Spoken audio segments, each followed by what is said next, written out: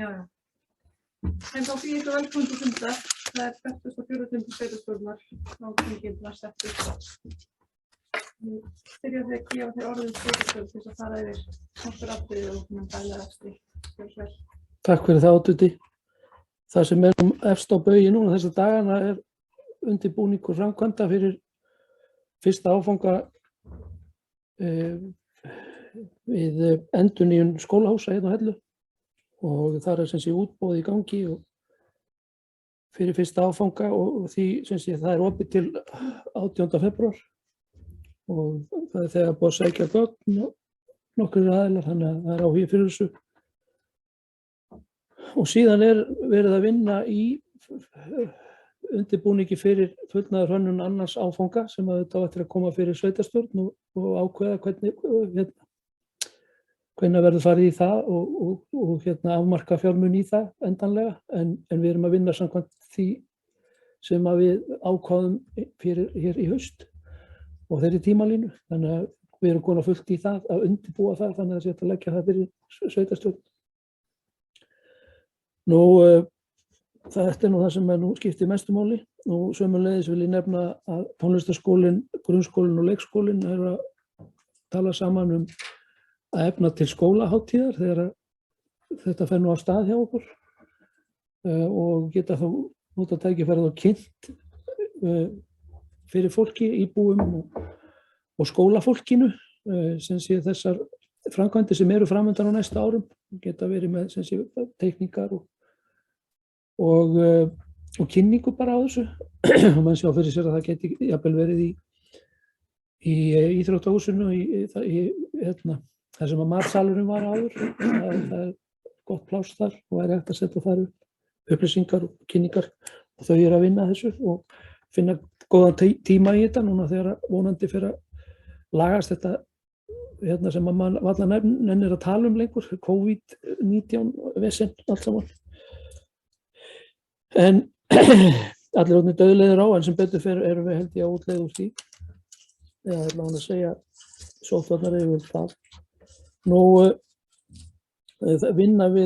Ég nefni líka vinnu við græna iðngarða sem hafa skemmtilegt og spennandi verkefni og það unnið að því á fullu samkvæmt því sem að stefnan segir og reyna að fá gott efni fyrir sveitarstjórn til að taka þá til skoðunar þegar komin áfangi í það mál. Við sem sé sorpstöðin hefur ráðið sér framkvæmdastjóra og það sem að við erum nú að halda utan rekstur sorpstöðunar hérna hjá Rangárþingi Ytra, þá er það svona okkar verk svolítið að koma viðkomandi inn í málin. Hann tekur reyndar ekki til starfa fyrir 1. júní að fullu, Einar Bárðarsson sem hefur verið ráðinn í þetta, en hins vegar farin að kynna sér mál og farin að taka svona ákveðin verkefni og svona yfir á sína hendur sem eru svona framtíðarmál og við vonum að það verði eins og okkur sýnist verða mjög gott að fá hann inn í þetta því að verkefni sorpstöðvarinnar hafa náttúrulega breyst mjög mikið. Þeir eru náttúrulega bara miklu fleiri og meiri heldur en var fyrir tiltölulega stuttum tíma síðan og ekki mun það minnka því að áherslan á úrgangsmál er gríðarleg og mikilvægt að það sé haldið þétt utan um það. Komum nú kannski betur að þessu eftir, það var þarna fyrirspurn frá álista sá ég, þannig að við getum rætt það betur þá. Síðan vinna í gangi við svæðisskipulag fyrir Suðurhálendið, það hefur verið unnið í Þýdaldi núna frá áramótum, verið fundir og það verkefni gengur bara vel, myndi ég segja, og var greinilega mjög brýnt að fara í það á sínum tíma og vonandi verður komin góður áfangi í það áður heldur en að sveitarstjórnarkosningar verða í vor þegar að nýtt fólk tekur þá við, því að það er mikilvægt að geta afhent þetta á góðum stað, þannig að það sé svona hægt að vinna málið áfram. Endurskoðun á rammasamningi og samþykktum og undirsamningum Rangárþings Ytra og Ásarhrepps, það hafa verið fundir í því og það unnið að því núna þessa dagana og og svo vinna bara á fullu. Ég vil nefna líka það sem hefur gerst frá því að við hittumst síðast í sveitarstjórn, þá búið að vígja framkvæmdir í tengdar Fögrubrekku hjá vatnsveitunni okkar og það mjög mikilvægur áfangi þar. Bæði náttúrulega þessi nýji vatnstankur, dreifitankur í Fögrubrekku og síðan þá aðliggjandi lagnir sem að þýðir bara mikið öryggi á vatnsöflun og því að koma vatni til íbúa til næstu áratuga. Þannig að það var ánægjulegt að geta tekið þátt í því. Og það hefði verið gaman að hafa fleiri og opið hús, en það verður kannski seinna. Og síðan vil ég nefna líka að það hefur mikið verið fundað hjá almannavörnum og ég hef tekið þátt í því fyrir okkar hönd. Auðvitað út af COVID og öllu því dæmi, það hefur þurft að bregðast mjög við auðvitað hér hjá okkur vegna þess að þetta nálægt okkur og þetta út allt og allt í kringum okkur og þetta hefur haft áhrif á alla skóla en starfsfólkið okkar að vinna úr þessu alveg með ótrúlegri þrautseigju og næra að halda hlutunum gangandi þó að vanti starfsfólk út af þessu. Þannig að ég tek hatt minn ofan fyrir þeim sem stýra meðal annars skólastofnunum okkar hér. Og síðan hafa almannavarnir ekki nóg með það að vera alltaf að hittast og fara yfir stöðuna út á sóttvörnum, heldur núna hefur verið óveður. Og þá hafa menn verið að undirbúa það að þurfa að grípa til hjálpa ýmissa aðgerða út af því, en það sem betur fer ekki orðið eins mikið úr því eins og menn voru kannski hræddir við. En við höfum í það minnsta fengið nóg snjó, þannig að það verið að moka snjó hér út allar sveitir þessa dagana og gengur ágætlega. Og þó að auðvitað sé einhverjir hnökrar á því að það sé hægt að opna heim til allra eins og reglur okkar kveða á en á réttum tíma þar að segja, en mínar upplýsingar eins og þær eru núna þessari stundur þær að það eigi að vera komið mjög gott lag eftir daginn dag. Takk. Takk fyrir það. Ég nefna það að Jóhanna Hlöðversdóttir fulltrúar með okkur hér í fjarfundi á skjáin gegnum Teams í hljóðamynd. Fyrsta á dagskrá byggðaráðsþing Setrafundur 43. Það vísað til umfjöllunar einstaka liði, en fundargerðin að öðru leyti staðfest og þar tekin út liður 1.13, gatnahönnun atvinnusvæði, Sleipnisflatir og Faxaflatir. Það niðurstaða byggðaráðs. Lögð fram yfirlitsmynd skipulagsathugunarsvæðis við Faxaflatir og Sleipnisflatir ásamt minnisblaði undirbúning gatnahönnunar frá sviðsstjóra eigna og framkvæmdasviðs. Byggðaráð leggur til að hefja gatnahönnun fyrir svæðið, en fyrstu lóðum á svæðinu hefur þegar verið úthlutað og stefnt að framkvæmdun innan ársins. Það samþykkt samhljóða og það lagt til að sveitarstjórn staðfesti bókun byggðaráðs, kostnaður við frumhönnun rúmast innan fjárhagsáætlunar. Orðið laust. Samþykkt geðmerki. Tillagan samþykkt samhljóða. 3.1.5 gatnahönnun Rangarbökkum, það niðurstaða byggðaráðs. Það verkfundargerð nr. 3 lögfræðikynningar. Jafnframt lagt fram minnisblað frá sviðsstjóra eigna og framkvæmda að skoða verð að undirbúa lóðir við Ómsvelli fyrir úthlutun þar sem öllum lóðum hefur nú verið úthlutað við Árar og Sæluvelli.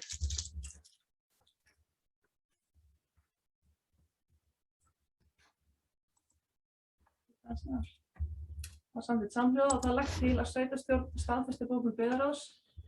Kannað hefur verið hjá verktaka hvort vilji verið til að semja að bæta Ómsvöllum við framkvæmdir á Rangarbökkum á sömu verðum og gilda í núverandi samningi og liggur fyrir jákvætt vilyrði fyrir því. Kostnaður rúmast innan fjárhagsáætlunar. Orðið laust. Samþykkt geðmerki. Tillagan samþykkt samhljóða. Það liður 2 skipulags- og umferðarnefnd Rangárþings Setra, fundur 47 þar vísað til umfjöllunar einstaka liði, en fundargerðin að öðru leyti staðfest. Og ég lesa þetta yfir til að láta vita að það hafa athugasemdir, annars leyti svo á afgreiðslan sé samþykkt samhljóða. Það liður 1 Rangarslétta, landskipti 2 lóða, niðurstaða skipulags- og umferðarnefndar. Skipulagsnefnd gerir ekki athugasemdir við áformið landskipti, né áformið heiti á lóðum, og það er lagt til að sveitarstjórn staðfesti bókun skipulags- og umferðarnefndar og er það samþykkt samhljóða. Liður 2.2 Ársel landskipti, niðurstaða skipulags- og umferðarnefndar.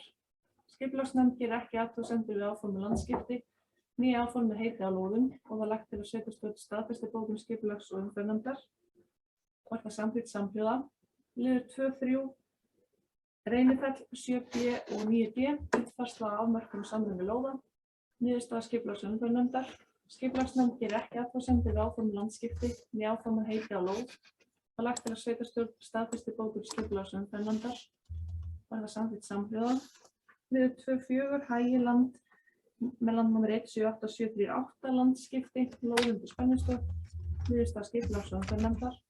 Skipulagsnefnd gerir ekki athugasemdir við áform um landskipti, né áform með heiti á lóð. Lagt til að sveitarstjórn staðfesti bókun skipulags- og umferðarnefndar. Og er það samþykkt samhljóða.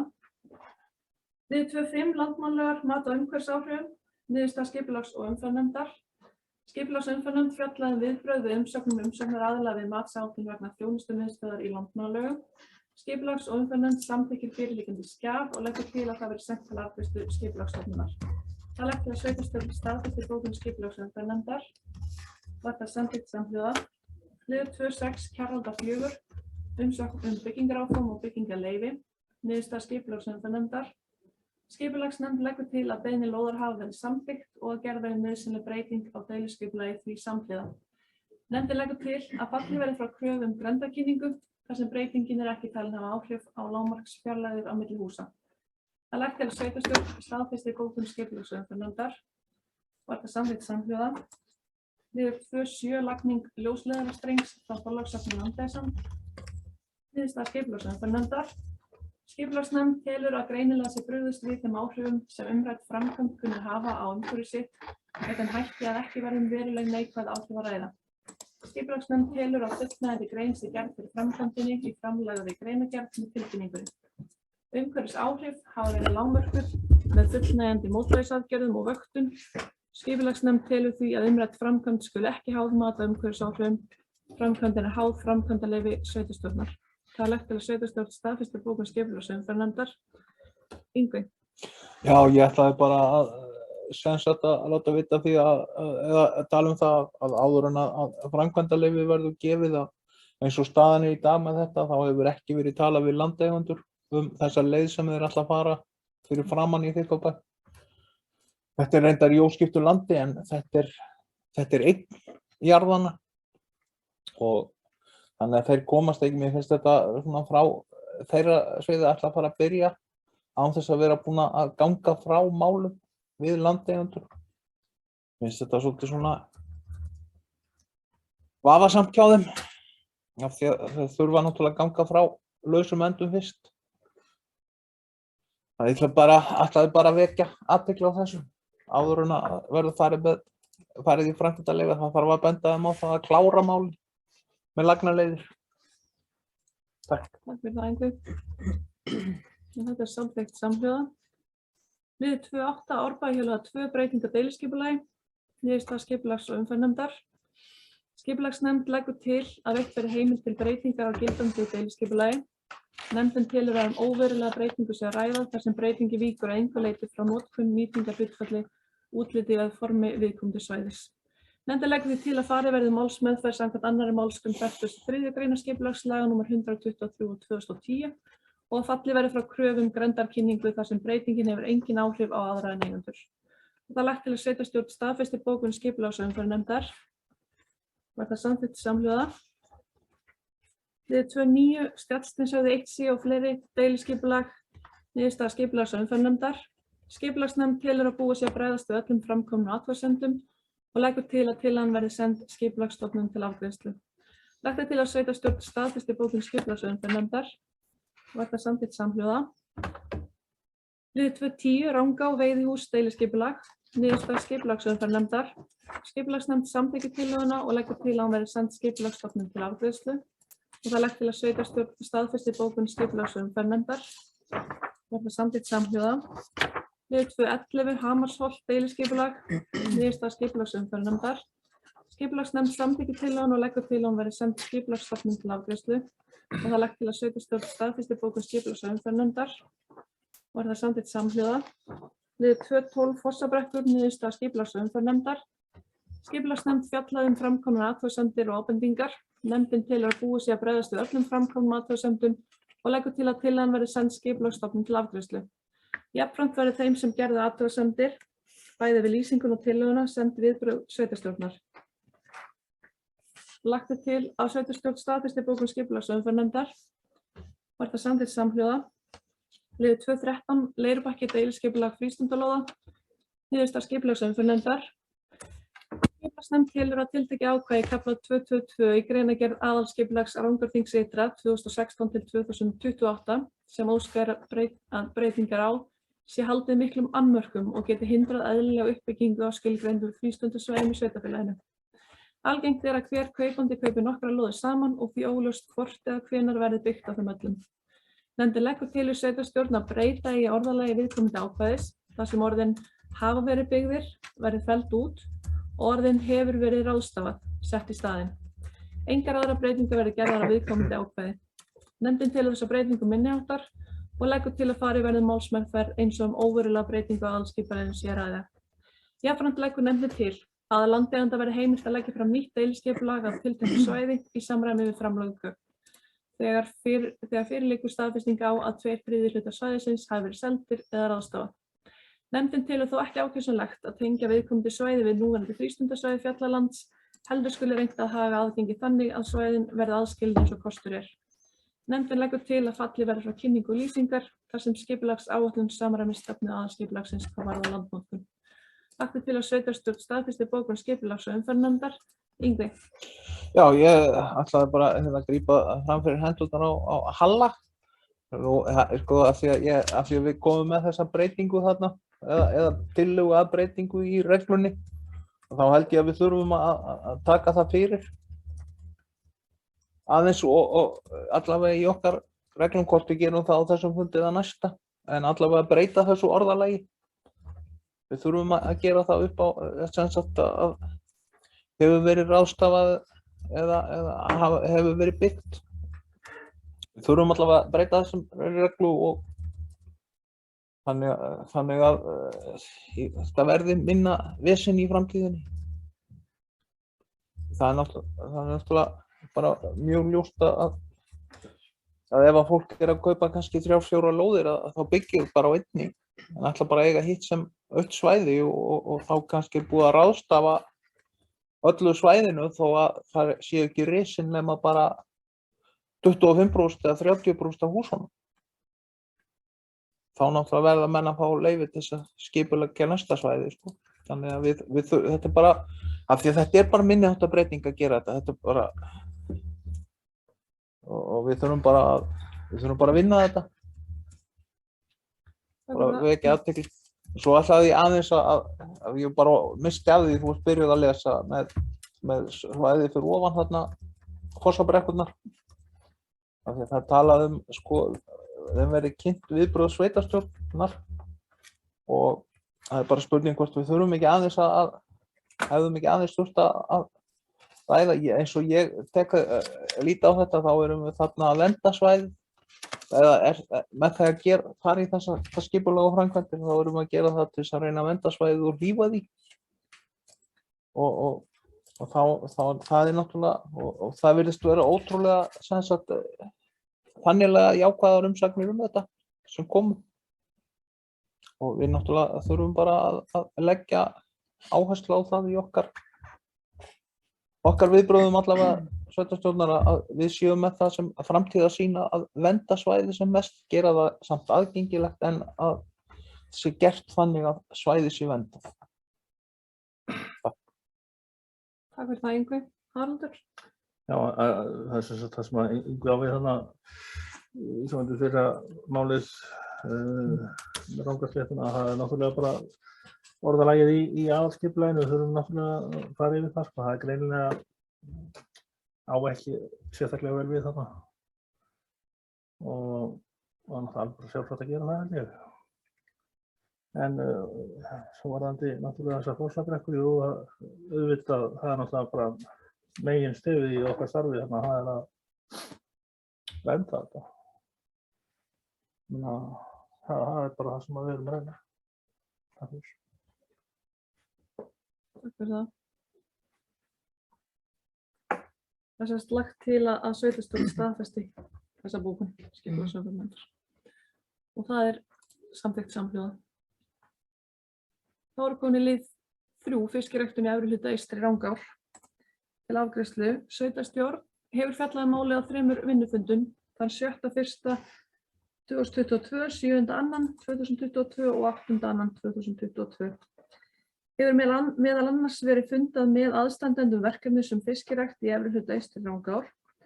Þá hafa starfsmenn og sérfræðingar sveitarfélagsins aflað frekari gagna málið. Í ljósi umræðu á fyrrgreindum fundum og þeirra ábendinga sem bárust málið fyrir síðasta fund sveitarstjórnar, þá er lögð hér fram tillaga að viljayfirlýsingu sveitarstjórnar varðandi málið.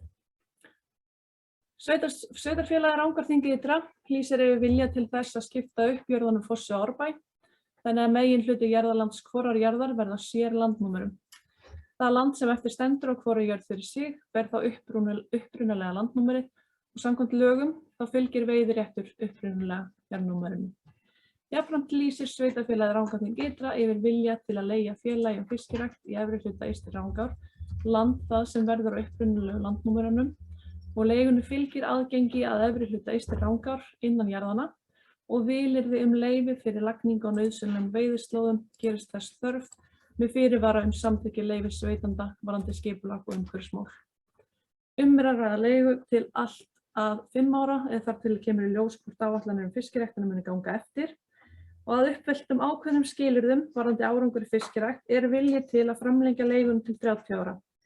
Ekki er vilji til að selja jarðirnar en til greina kemur að selja 5 hektara spildu sem sveitarfélagið mun staðsetja úr annarri jörðinni að uppfylltum fyrrgreindu skilyrðum og að 5 ára reynslutímabili liðinu.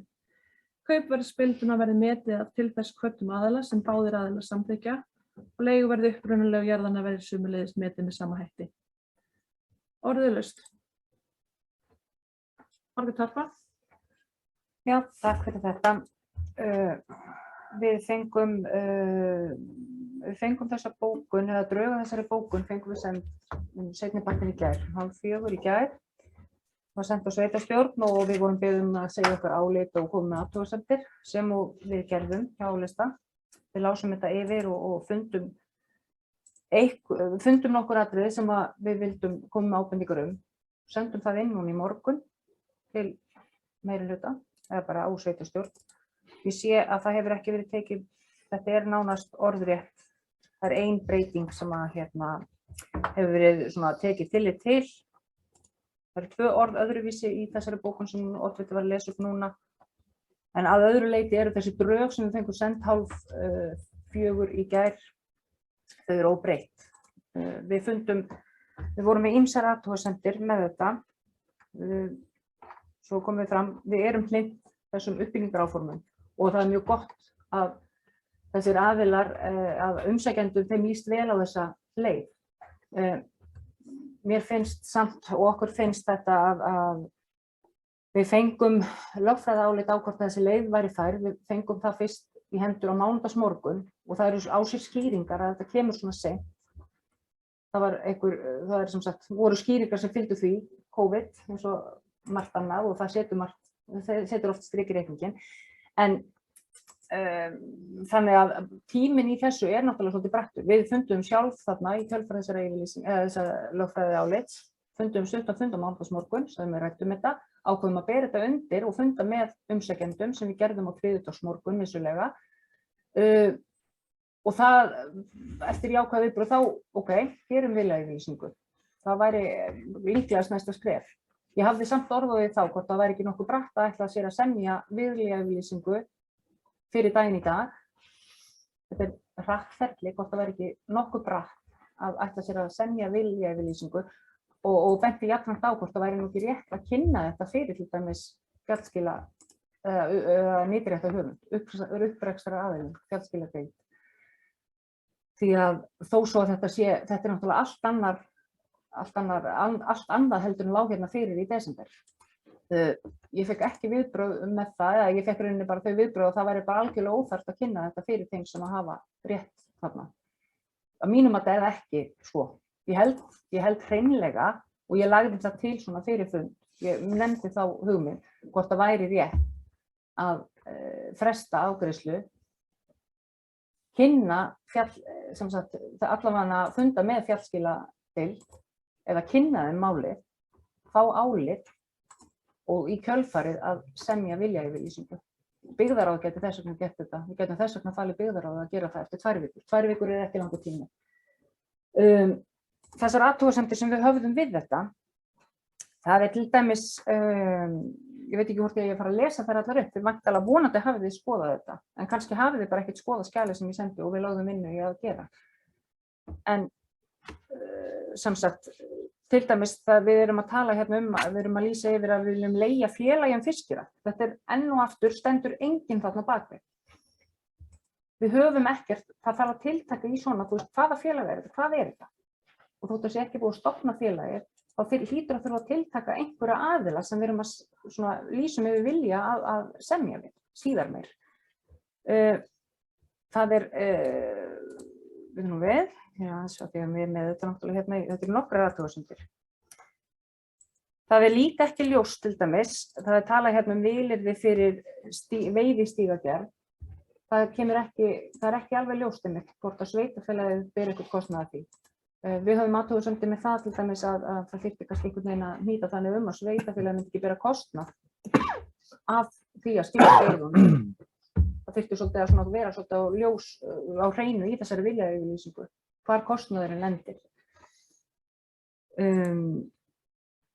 Það er líka hérna, það er vísað hérna í þessari yfirlýsingu, þessum drögum að yfirlýsingu, eða tillöguyfirlýsingu, þá er vísað hérna í að uppfylltum ákveðnum skilyrðum varðandi árangur. Við vitum ekkert hvaða skilyrði þetta er. Það er verið að vísa þarna í eitthvað sem er ekki til staðar.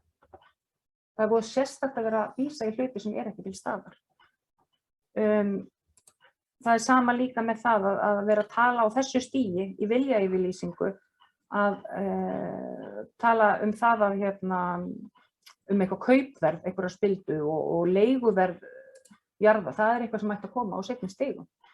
Ég held að við þurfum ekkert að vera að setja það í viljayfirlýsingu. Í rauninni erum við bara, það sem ég taldi við vera að gera, það sem ég taldi okkur vera svona sammála væri það að gera einhvers konar viljayfirlýsingu það að þessi möguleiki væri fyrir hendi, sveitarfélag væri reiðubúið að fara í þessa vinnu, skipta upp jörðunum og þetta væri möguleiki sem að sveitarfélag geti séð fyrir sig. Nánari útfærsla væri náttúrulega síðan þegar og ef verður gengið til samninga. Og við værum vilju til að leigja og þá tiltaka hvaða aðila stæðu þarna baki. Það vantar líka í þessa viljayfirlýsingu þetta ákvæði að það sé ekki vilji til þess að þeir hafi rétt til þess að framleigja. Þetta er bara bundið við viðkomandi aðila. Þetta er ekki bundið, þeir hafa eitthvað framleigu svona, við værum ekki með vilja til þess. Veit ekki hvort það þurfa að taka það fram, en að mínum að þið þurftu að taka það fram.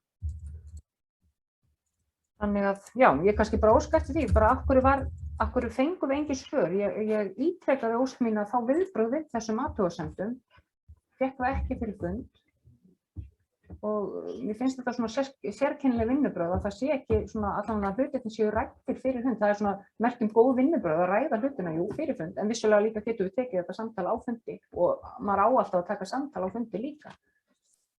En í svona þegar er verið að leggja fram bókun eða tillögu viljayfirlýsingu sveitarstjórnar, þetta er ekki viljayfirlýsing sveitarstjórnar, þetta er viljayfirlýsing ykkar, fulltrúa meirihluta félagslista. Því við höfum ekki haft aðkomu að samningu þessa texta. Takk.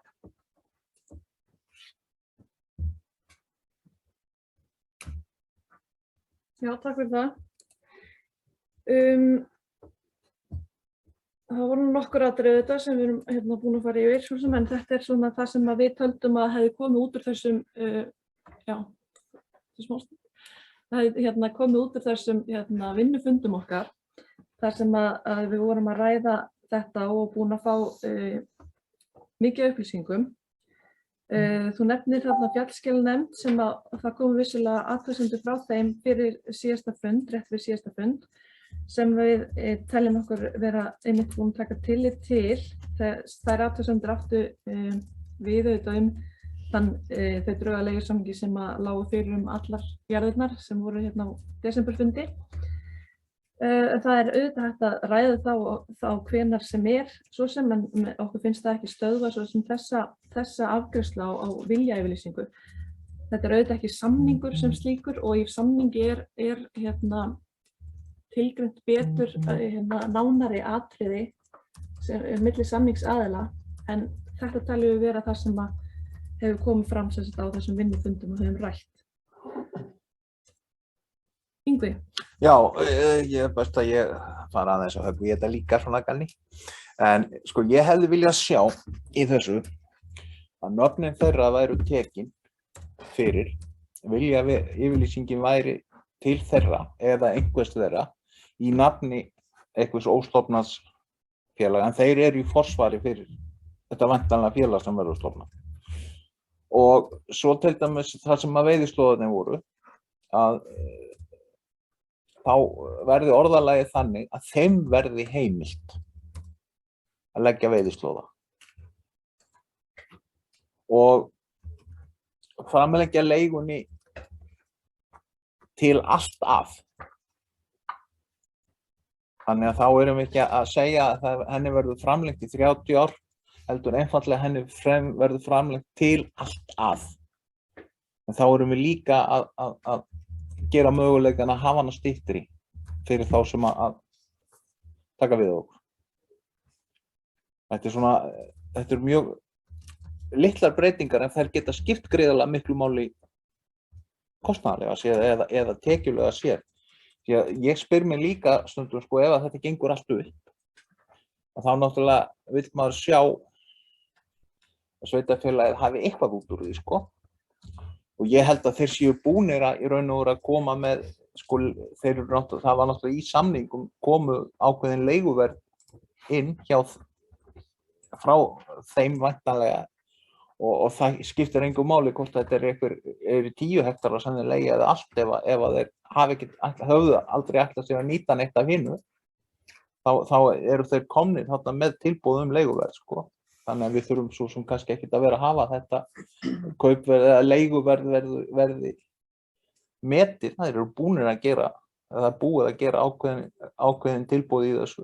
Það verður alltaf metið út frá þeim, hlýtur að vera.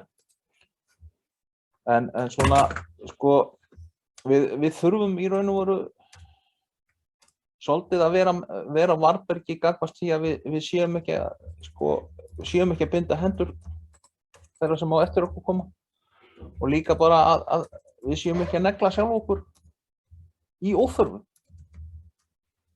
Við þurfum að gera þetta vel og sko ég er mjög hlynntur því að þetta fara af stað en ég vil hafa alla varnagla að ég sé ekki að gera einhverjar vitleysur þegar við erum að gera þetta.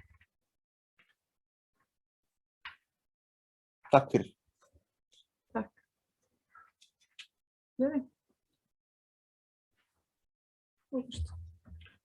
Já, ég tel að ég er mjög stoltur af þessari vinnu. Við höfum sem sé unnið þetta eins og vel og við mögulega getum og reynda að taka tillit til þess sem að hefur komið fram og bara bakka með sko þennan samning sem við vorum komið með og bara í ljósi athugasemda og mönnum þótti þetta fara og bratt eitthvað. Og síðan er þetta sem sé að þróast í þennan farveg, ég er mjög stoltur af þessu. Við erum búin að eiga 3 vinnufundi þetta og mér fannst það mjög góður samhljómur í því hjá okkur. Það var náttúrulega ekki búið að raða upp orðum alveg nákvæmlega en mér fannst það mjög góður samhljómur í þessu.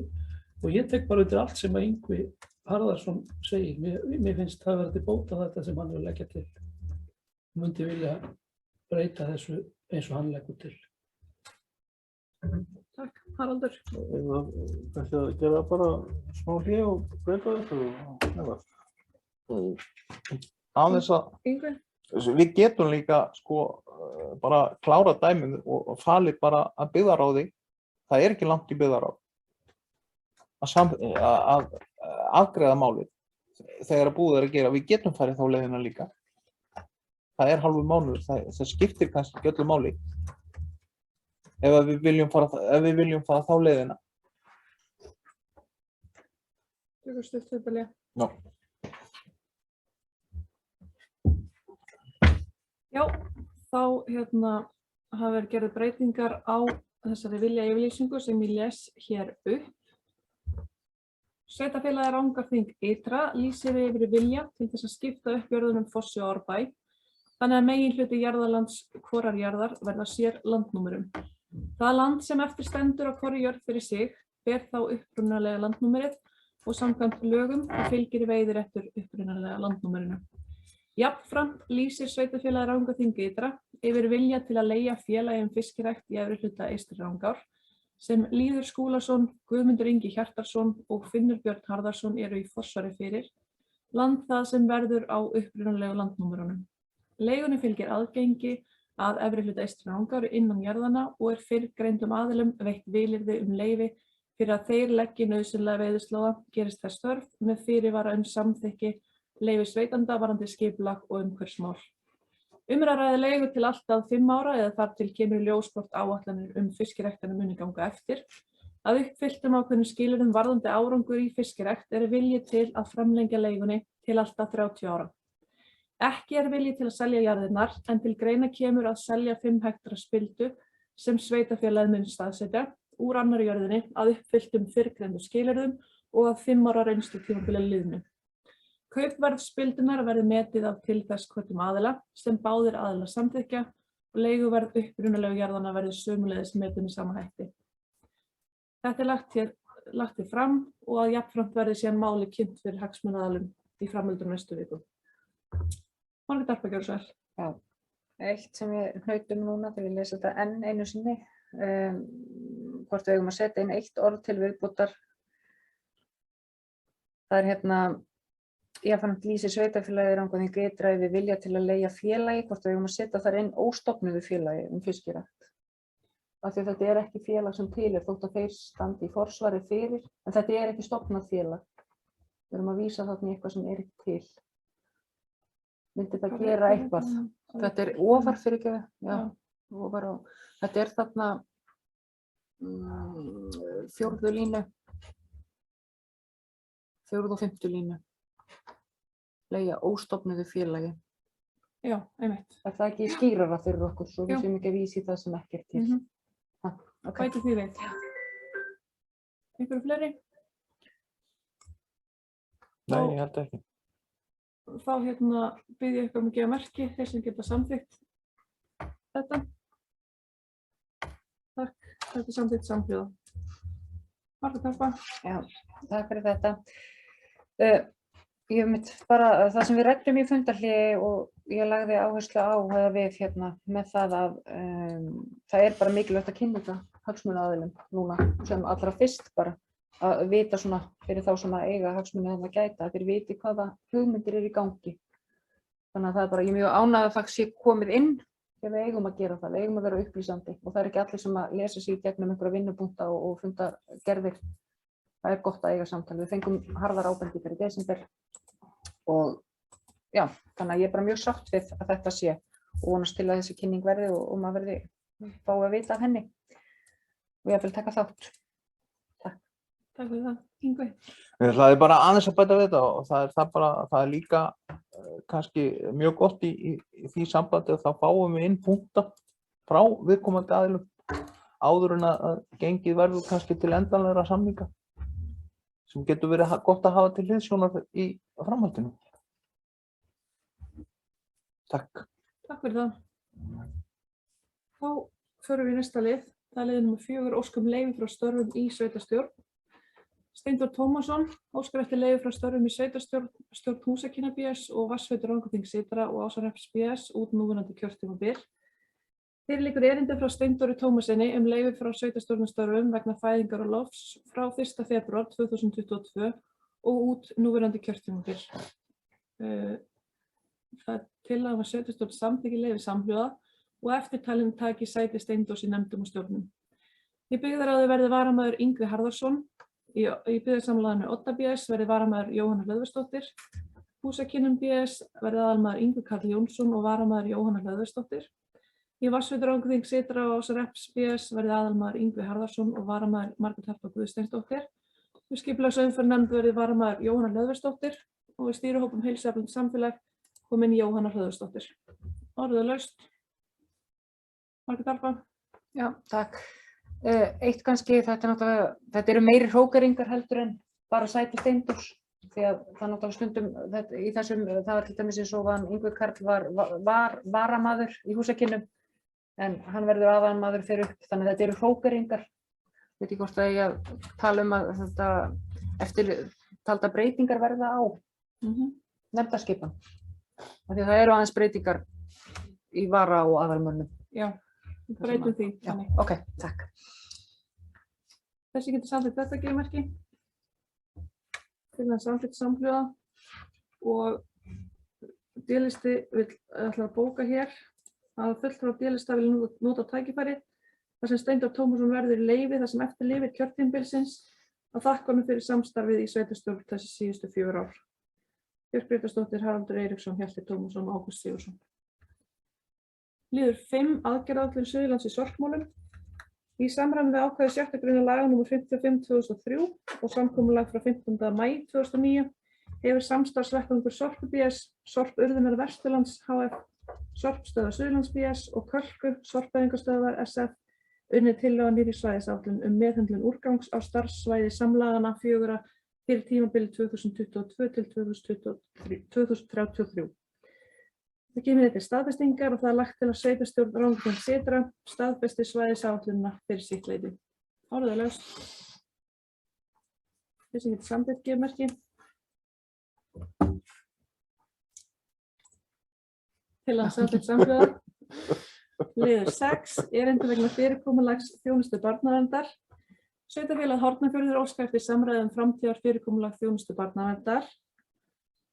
Og það er tillaga að taka vel í málið og lagt til að fela sveitarstjórn að taka þátt í boðum samráðsfundi og leggja síðan fram minnisblað fyrir sveitarstjórn.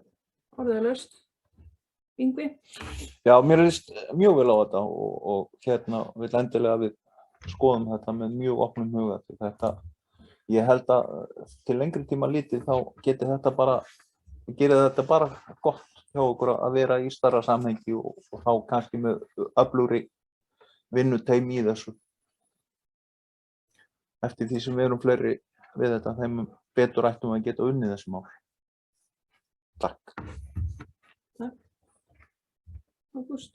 Já, þetta er bara að benda á það að það er sem sé verið að undir lið 12 er fjallað málið í rauninni sama mál.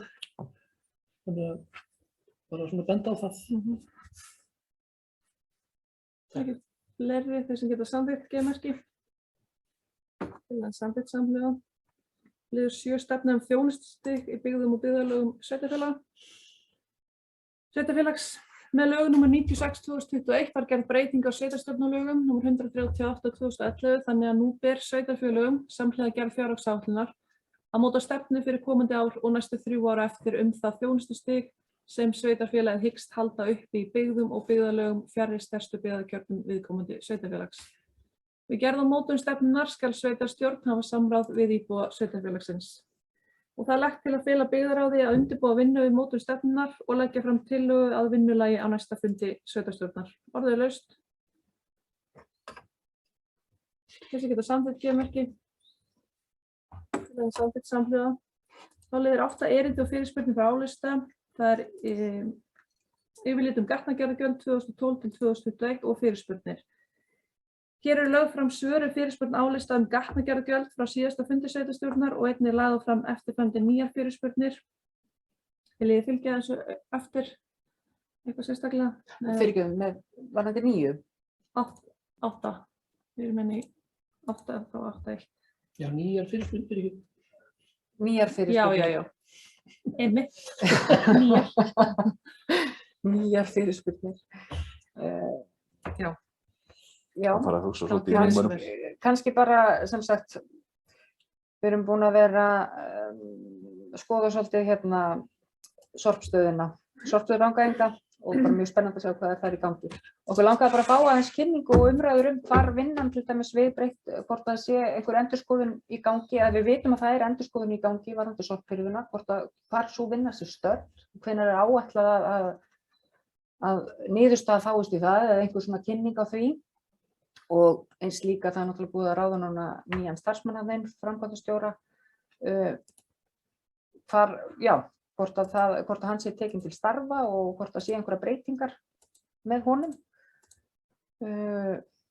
Já, það er allan svona fyrst sem væri gott að fá svona smá bara kynningu því að fólk mikið að velta fyrir sér hvernig þetta bara almennt. Takk. Takk fyrir það. Ég bóttan yfir því Ágúst, gjörðu svo vel. Já, og þetta. Það mjög margt að gerast hjá sorpstöðinni. Það alltaf að gerast í úrgangsmálunum og við erum komin með nýjan framkvæmdastjóra. Stjórnin hefur ráðið framkvæmdastjóra fyrir sorpstöðina. Það samkvæmt heimild sem í samþykktum fyrir sorpstöðina. Stjórnin heimilt að gera það. Og það gert í ljósi þess að starfsemin mjög breytt frá því sem áður var. Þetta nýtt starf í sjálfu sér. Við höfum dekkað þessa framkvæmdastjórn hérna hjá Rangárþingi ytra, starfsmenn sveitarfélagsins hérna á skrifstofunni, í samstarfi við verkstjóra á Strönd. En ástæðan fyrir því að það var farið út í það að ráða framkvæmdastjóra bara mjög mörg verkefni sem eru bæði ný verkefni, þróunarverkefni og alls kyns sem verið að leggja á bara í þessum málum og bara nauðsynlegt að hafa framkvæmdastjóra sem í rauninni á staðnum sem mest á móttökustöðinni. Og það er Einar Bárðarson, ættaður úr Vík og sem við erum búin að ráða, stjórn sorpstöðvarinnar hefur ráðið, þekkir vel inn á þennan málaflokk og mjög efnilegur í þetta teljum við og hann tekur til starfa 1. júní í fullu starfi. Ástæðan fyrir því fyrst og fremst svo að hann býr í Vík og með sína fjölskyldu þar og börnin í skóla og þannig að sá fyrir sér að vera betra að klára það áður en hann kæmi hingað á svæðið. Hann hefur hins vegar tekið ákveðin verkefni og svona að koma sér inn í þau sérstaklega. Það á við til dæmis mögulega hræbrennslu sem við höfum verið að undirbúa. Endurskoðun á sorphirðunni og þetta hringrásarhagkerfi í úrgangsmálum sem verið að innleiða í rauninni og fullum þunga á Íslandi. Hann að setja sig inn í þetta, stærstum hluta. En hann kemur sem sé ekki í vinnu fyrir 1. júní. En vinnur þetta svona bara í, hvað ég má segja, tímavinnu þangað til. Hann mun þá taka við þessu verkefni sem við höfum haldið utan á hérna á skrifstofunni, það er að segja verkstjórninni, sem hefur bara verið með vaxandi þunga hjá okkur í verkefnum. Þó svo að verkstjóri á Strönd hefur þetta verið og áfram, þangað til að framkvæmdastjóri kemur, en hins vegar síðan verður einhverjar breytingar á því eða einhverjar tilfærslur á verkefnum bara, nóga verkefnum. En aftur á móti það sem að skrifstofan hérna myndi fyrst og fremst sinna ef það semst síðan í framhaldinu, ef búið að endurskoða þetta, að það væri bara bókhald og sá hluti. Það verið að endurskoða sorphirðuna, við erum í því og erum að sjá fyrir okkur að geta haft niðurstöður í lok þessa mánaðar. Það er að segja hvernig þetta hefur reynst í þennan tíma sem við höfum verið með þetta sjálf, hvað þetta hefur kostað okkur, við vitum það um krónu og það eru margir sem öfunda okkur af þeim upplýsingum því að það enginn sem þekkir það betur en við orðið hvað þetta kostar. Og síðan ætlum við að afla verðtilboða, það er að segja að gera verðkönnun í sorphirður hreinlega. Þannig að við getum borið þetta saman og það verður þá hægt að kynna það fyrir sveitarstjórnunum í framhaldinu. Við vonumst til að hafa þetta núna í lok mánaðarins þegar stjórnin kemur næst saman. Þannig að þar verður alveg pökkuð skýrsla af góðum upplýsingum fyrir okkur. Ég hef ekki neinar aðrar upplýsingar að deila efni þessari skýrslu ennþá. Þetta bara í vinnslu. Og sem við höfum haldið utan hérna á skrifstofunni. Takk fyrir þetta. Ingvi, gjörðu svo vel. Það var eitt sem að ég hnautaði þessum, ég var að lesa þarna ásreikningin eða áætlunina og það var aðeins sló mig allt í einu, heyrðu, hvað, þetta er svolítið skrítið, að launakostnaður 0 úr 73 milljónum árið áður og svo fór ég að eitthvað skoða neðar, þá allt í einu var hús og annað á Strönd kostnaður við það úr hérna 15 milljónum allt í einu komið upp í nærri 80. Þannig að ég fór svona að pæla í býtu, bara hvort það hefði verið, launakostnaðurinn hefði þá verið færður undir, í áætlun undir húsarekstur. Áætlun næsta árs, fjárhagsáætlun, þetta var bara, maður var ekki búinn að lúslesa þetta þegar við samþykktum ársreikningana og það. Það var bara, já. Hvort það hafi orðið eitthvað breyting þarna. Já, það er ekki þannig, það er náttúrulega bara launin eru ennþá á sínum stað. Þessu getur verið að þarna hafi verið sem sé bara breytt heitum á liðum í rauninni eins og þetta er lagt fram í áætluninni. Það er stundum svona ákveðna deildir í þessu og undir sömu deildum er bara launakostnaður 0 í sjálfs. En launakostnaðurinn það er gert ráð fyrir náttúrulega þessum framkvæmdastjóra þar inn. En á móti kemur að það voru 2 starfsmenn sem hættu sem að við munum ekki ráða í staðinn. Þannig að þetta kemur á móti því. Þannig að það verður ekki mikil breyting í rauninni á launakostnaði. Nei, bara ég var bara að pæla í hvort það hefði verið fært undir starfsheitum. Af því allt í einu var bara launakostnaður næsta árs væri engin. En svo hækkaði þarna umsjón húsa og annað í ársreikningnum. Þannig að ég var bara að pæla í hvort að þarna hefði orðið eitthvað breyting á heitum. Af því það var greinilegt að heildar launakostnaðurinn, hækkunin í umsjón húsa var bara 70 eða tæpar 70 milljónir í staðinn fyrir og launin fór í 0. Þetta var kannski samræmi aðeins á milli og það hefði lækkað launakostnaðurinn eða meðan við það færi það undir í heildina ef hann aðeins lækkað. En þarna var bara, virtist vera breyting bara á og það hefði verið fært á milli liða. Og maður getur aðeins rugla mann þegar maður er að renna yfir þetta hratt.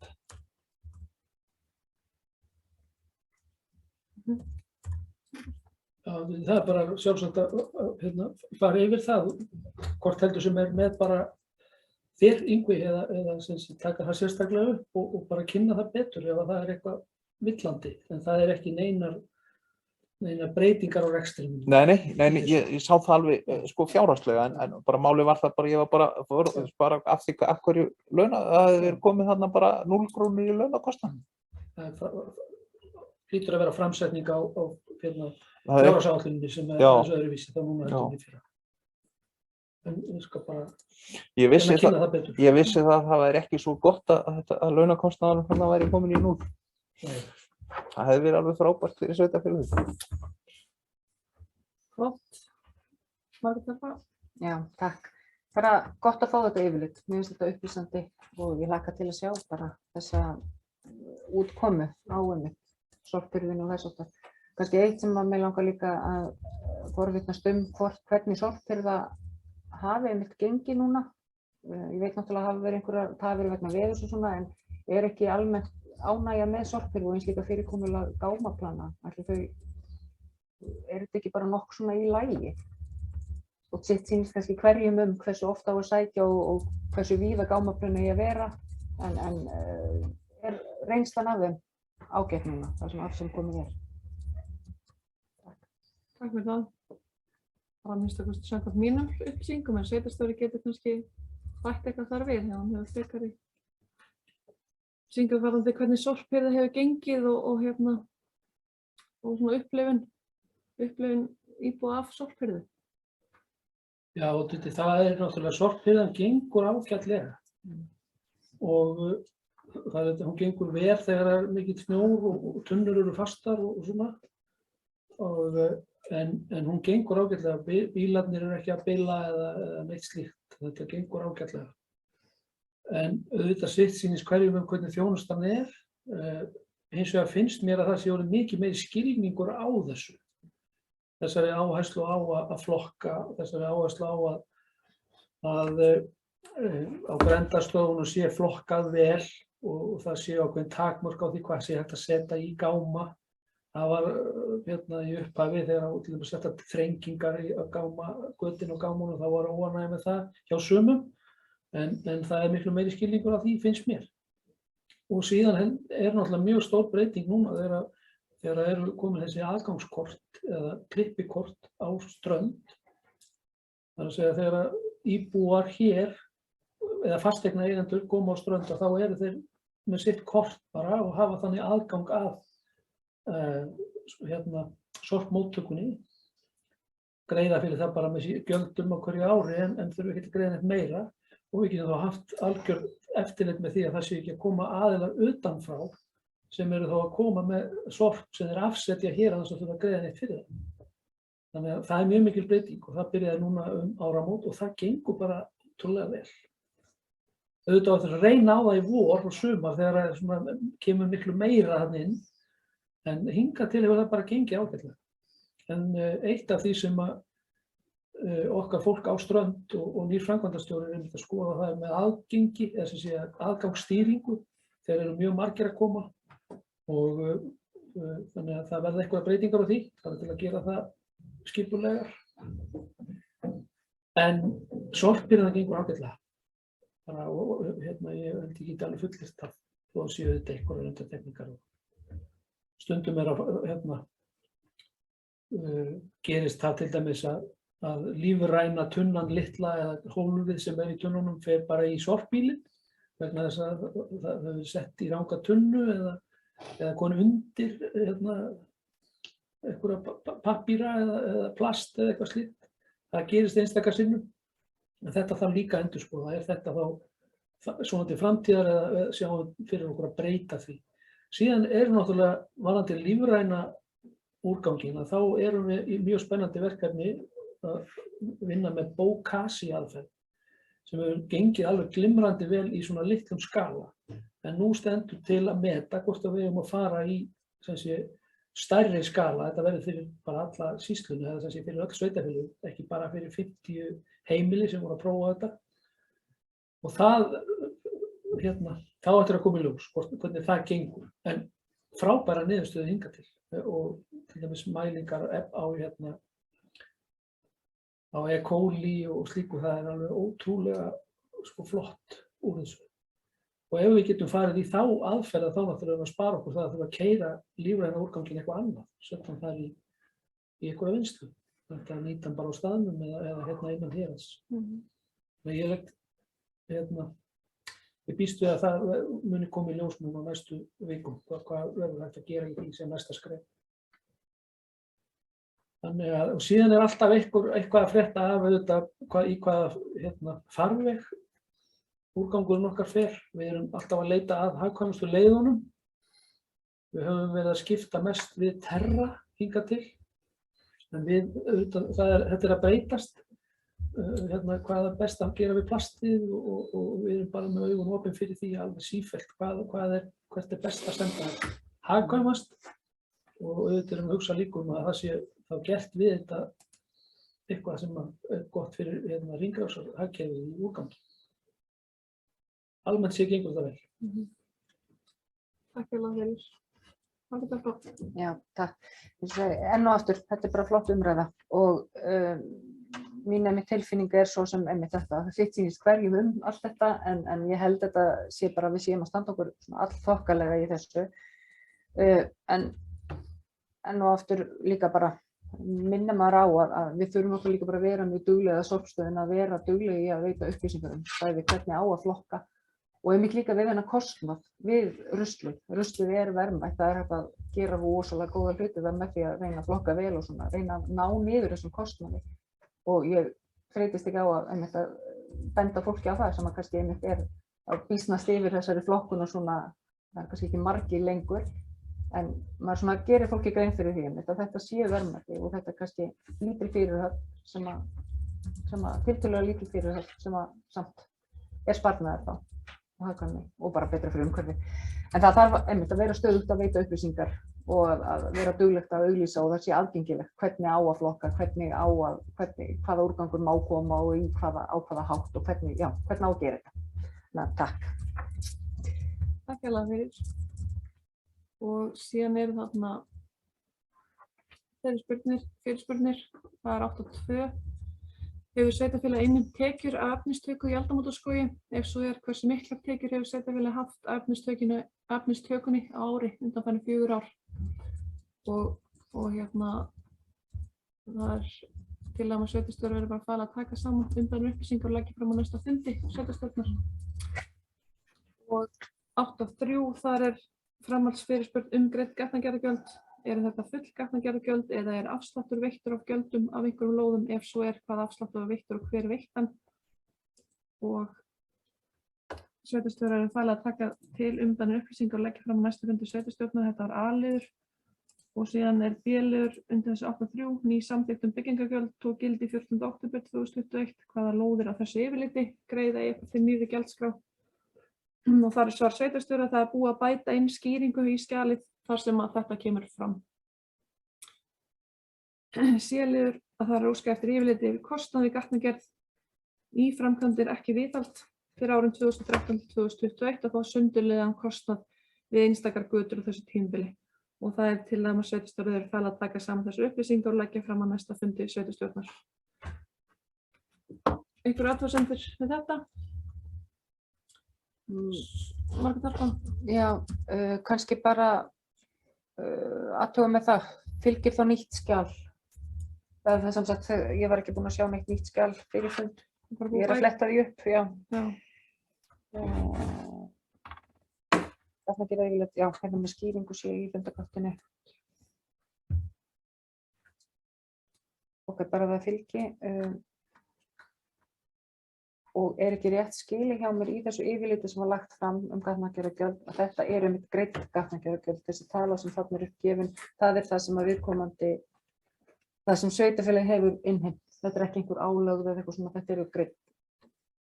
Það ekki alveg á kristall. Já, flott. Takk. Eftir því sem bestur við. Já, takk fyrir það. Þetta sem kemur fram í bókhaldi sveitarstjórnar eða sveitarfélagsins. Ljómandi. Förum í lið 9, sala íbúða við neystum 4 og 6 og 3 og 10. Það tilboð eignir. Og á meðan við fjöllum þessi tilboð gerum við hlé á upptöku. Já. Ég hef gert það einu sem áramóti. Það var til að bókunni lið 9. Þar tilboð sem borist hafa í neystum 4 og 6. Sveitarstjóra falið að vinna máli áfram í samræmi við umræður fundinu. Þeir sem geta samþykkt G-merki til að samþykkt samhljóða. Förum við lið 10. Það ráðningarsamningur sveitarstjóra. Ég ætla að fá að víkja fundi. Sveitarstjóri víkur á fundi. Ég veit ekki, ég vil nú kannski líka leyfa honum að heyra það sem ég ætla að segja. Það ekki, af því að það ekki meint á hann neitt sérstaklega eða hans ráðningarsamning, heldur bara mín persónulega skoðun. Álisti hefur óskað umfjöllunar ráðningarsamninginn. Orðið laust. Margrét Harpa. Já, takk fyrir þetta. Ég hérna með nokkra umræðu punkta sem ég langar svona aðeins að velta upp. Í fyrsta lagi hefur sveitarstjóri óskað eftir að láta fyrra störfum en ráðningarsamningur hans kveður á af því að sveitarstjóri gaf það út opinberlega í fjölmiðlum þann 14. janúar að hann myndi ekki gefa kost á sér aftur í komandi kosningum. Og í annarri grein ráðningarsamnings kemur fram að sveitarstjóri eigi rétt á 6 mánaða launum frá og með næstu mánaðamótum eftir viðtöku nýrrar sveitarstjórnar verði hann ekki endurráðinn og sveitarstjórn getur óskað eftir því að hann sinni starfi sínu í alltaf 3 mánuði þar af. Og í ljósi þessari yfirlýsingar sveitarstjóra þá finnst okkur eðlilegt að skoða hvort hann óski þess að hætta fyrr og ef svo hvort sveitarstjórn geti liðkað til fyrir honum ef hann til dæmis að fara í annað starf. Því að eins og ráðningarsamningur hans hljóðar að þá getum við krafið hann að vinna 3 mánuði eftir 1. júní. Þannig að bara fyrsta lagi, já, kannski ágætt að fá svar við því og smá umræðu þetta, hvort hann hafi óskað eftir og tilkynnt sveitarfélaginu að hann ætlar að láta störfum. Takk. Takk fyrir það. Og því til að svara að hann hefur ekki beðist lausnar á samningi sínu.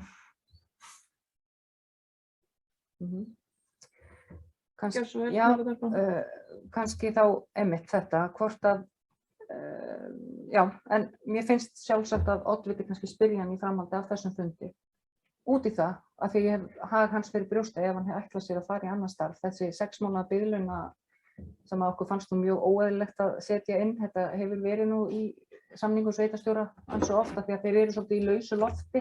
Það er þá sveitarstjórar sem er ekki pólitískt kjörnir fulltrúar, heldur sveitarstjórar sem eru kannski bara ráðnir. Það hefur tíðkast að setja inn þessa 6 mánuði af því að þeir náttúrulega vita ekki sín kjör og hvort það sé möguleiki á endurráðningu fyrir en eftir að loknum kosningum.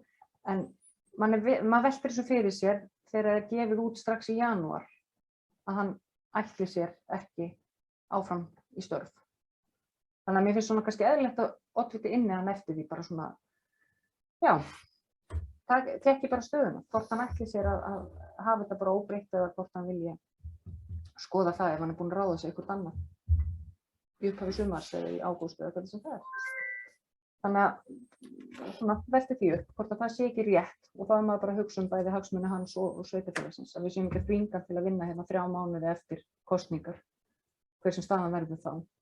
Auðvitað þarf að vera einhver yfirfærsla, það þarf einhver tíma að vera þar sem hann er að koma nýjum aðila inn í starf, það er mjög eðlilegt en það er kannski ágætt að vera 3 mánuðir. Þannig að ég bara hvet oddvita til að spyrja og athuga þetta. Þetta er mjög eðlilegt að hugsa þetta. Hvað finnst öðrum sveitarstjórnarmeðlimum það? Hvað finnst oddvita það? Hvort þetta sé ekki eðlilegar vangaveltur þegar sveitarstjóri er búinn að gefa þetta út? Já, búin í þetta.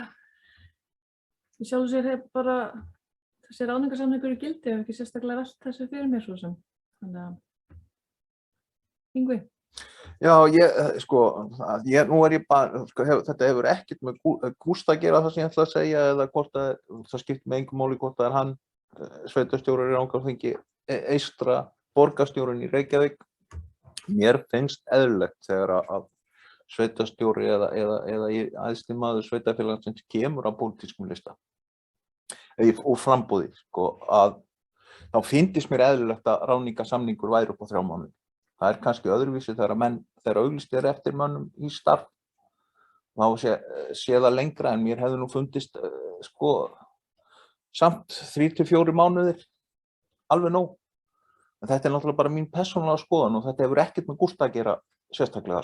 Þetta er bara skoðun sem ég hef haft. Ég hef líka haft þá skoðun að mér finnst alveg ómögulegt að það séu pólitískir listar í framboði eða landsmálaflokkar að bjóða fram í sveitarstjórnarmálum því ég hefði vilja hafa það væru frekar bara fólk sem kemur saman og byði fram lista. Ég mun sjálfur aldrei sitja á svoleiðis lista. Kemur ekki til greina. Takk fyrir það. Máli Garpa. Já, allavega þá við erum líka bara að hugsa, við vildum taka þetta upp svona með hags sveitarfélagsins að leiðarljósi líka. Að það væri, ef að hann hefur óskað eftir, kannski komið með annað starf eða óskar eftir að láta fyrir stöðum, menn hann á 6 mánaða rétt á biðlaunum samkvæmt samningi eftir kosningar í vor, nema hann segi sjálfur óski eftir að hætta bara strax eftir kosningar. Þannig að þetta skiptir máli. Þetta væri umtalsverður sparnaður fyrir sveitarstjórn. Þurfi ekki að hafa 2 sveitarstjóra á launum í 6 mánuði eftir kosningar. Þetta er töluverðar summur og ekki gert ráð fyrir því endilega í fjárhagsáætlun. Mér langar að koma líka aðeins inn í orlofsstöðu sveitarstjóra. Það er þessu tengt af því að við fengum þarna yfirlit á nóvemberfundi sveitarstjórnar, yfirlit orlofsstöðu sveitarstjóra og þá kemur þar fram að sveitarstjóri á uppsafnað og ótekið ógreitt orlof frá árinu 2017. Í 3. grein ráðningarsamningsins, ég fór bara að lesa þennan ráðningarsamning, ég var ekki búin að kíkja á hann síðan bara þarna á fundinu fyrir að hann var lagður fram og samþykktur af ykkur, af meirihluta. En í 3. grein þá er tekið fram að orlof, hann skuli taka orlof eins og kostur er, en að orlof skuli gert upp í lok hvers orlofsárs. Og mér langar svolítið að athuga hvort að oddviti geti svarað mér hver sé ástæðan fyrir að þetta hafi ekki verið gert og það er nefnilega afar mikilvægt að sveitarstjóri sem og aðrir starfsmenn fái greitt orlof í samræmi við gerða samninga og reglur á vinnumarkaði. Þannig að og samkvæmt mínum upplýsingum eða það sem að maður hefur lesið sér til, að þá er óheimilt að flytja orlof svona langt á milli. Það, sko, lögin segja að við eigum að gera upp orlof og ráðningarsamningurinn hans líka segir það. Og ég bara spá í af hverju þessu hefur ekki verið framfylgt. Þetta er mjög skýrt, ráðningarsamningur hans er ekki flókinn, mjög fáum greinum, fáum liðum og þetta er tiltekið þar. Og hver sé ástæðan? Því þetta, já, þetta er töluverðar fjárhæðir, margir dagar. Takk fyrir það. Það er rétt að þetta kemur fram í ráðningarsamningi við sveitarstjóra að orlof skuli gert upp í lok orlofsárs og það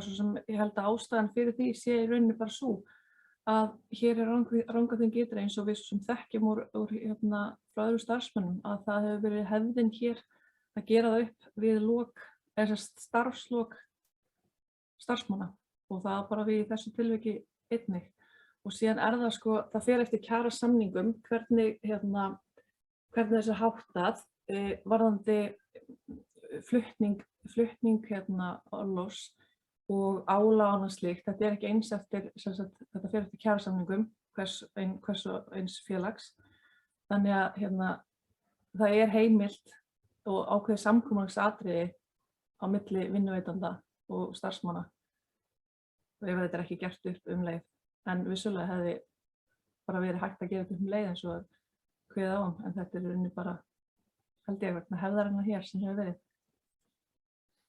Yngvi?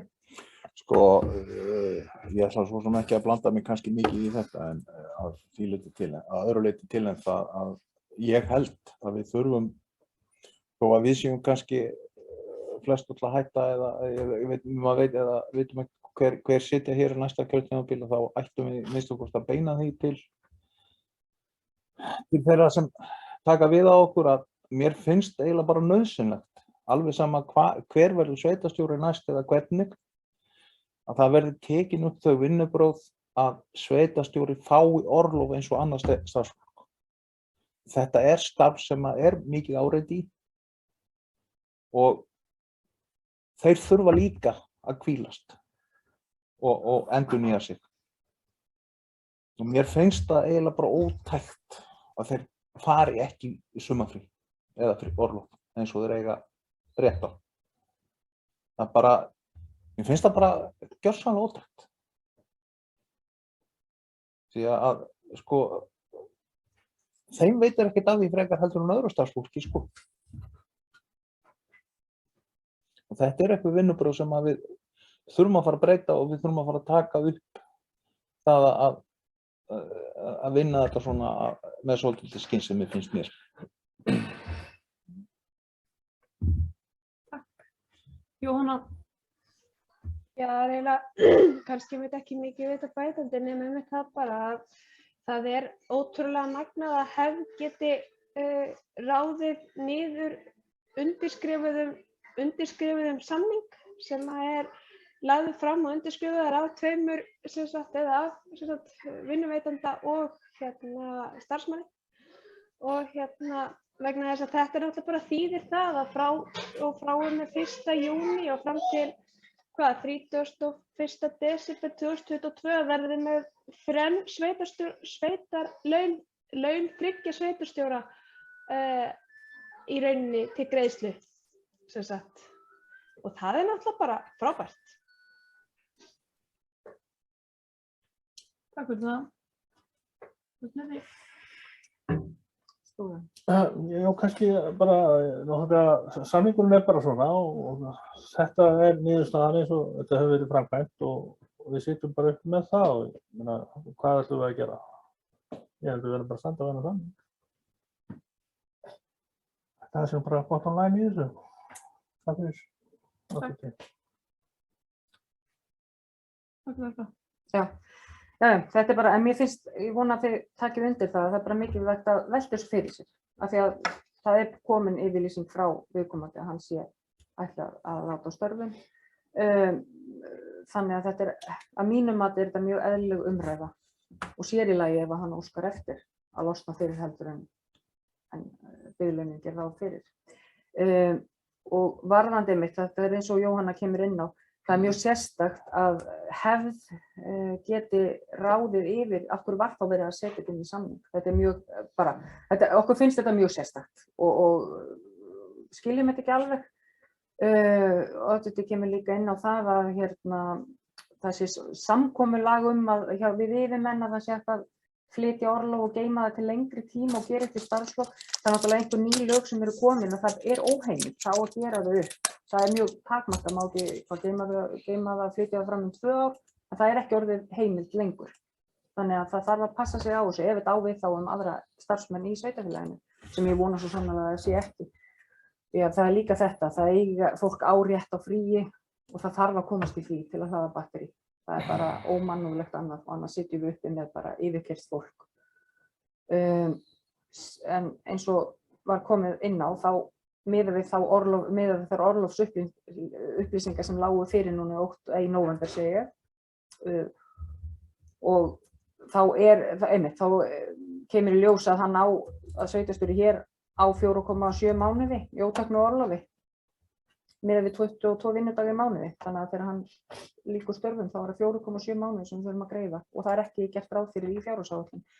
Þannig að og þetta er að því gefna að hann hafi ekki verið að taka orlof síðan í nóvember 2021. Við veitum náttúrulega ekki hvort hann hafi tekið orlof síðan þá. Og okkur finnst bara óábyrgt hjá sveitarstjórn að líta fram hjá þessu og ef þetta er raunin þá er nauðsynlegt að huga viðauka. Þar sem að þetta er umtalsverð fjárhæð og það er ekki gert ráð fyrir mig í fjárhagsáætlun. Þannig að við þurfum kannski núna næsta byggðarráðsfundi að huga viðauka með þetta. Þá er þetta bara hreint og þá varðandi bara restin. Við þurfum að hugsa fram í tímann. Við vitum hver staðan er allan að varðandi ótekið orlof og við þurfum einhvern veginn að athuga það og gera því að okkur ber að gera viðauka fyrir svona hlutum fyrirfram. Við eigum ekki að gera það eftir á eða þegar hlutum eru komnir í óefni.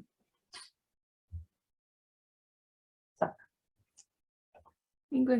Já, sko, ég er náttúrulega bara núna að hugsa þennan, sko, mér finnst það ótækt að þetta séu, sko, að komast ekki frí.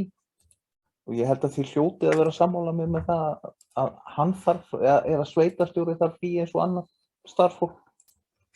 Við hljótum að öll að geta verið sammála það og kannski ættum þá að leggja, eða sem sagt, hugsa aðeins það áður en að við hættum hvort við bókum eða hvetjum til að þær vinnureglur verði settar á að eða yfirmenn hjá sveitarfélaginu fái sitt frí, geti tekið, sem sagt, þurfi ekki að vinna það.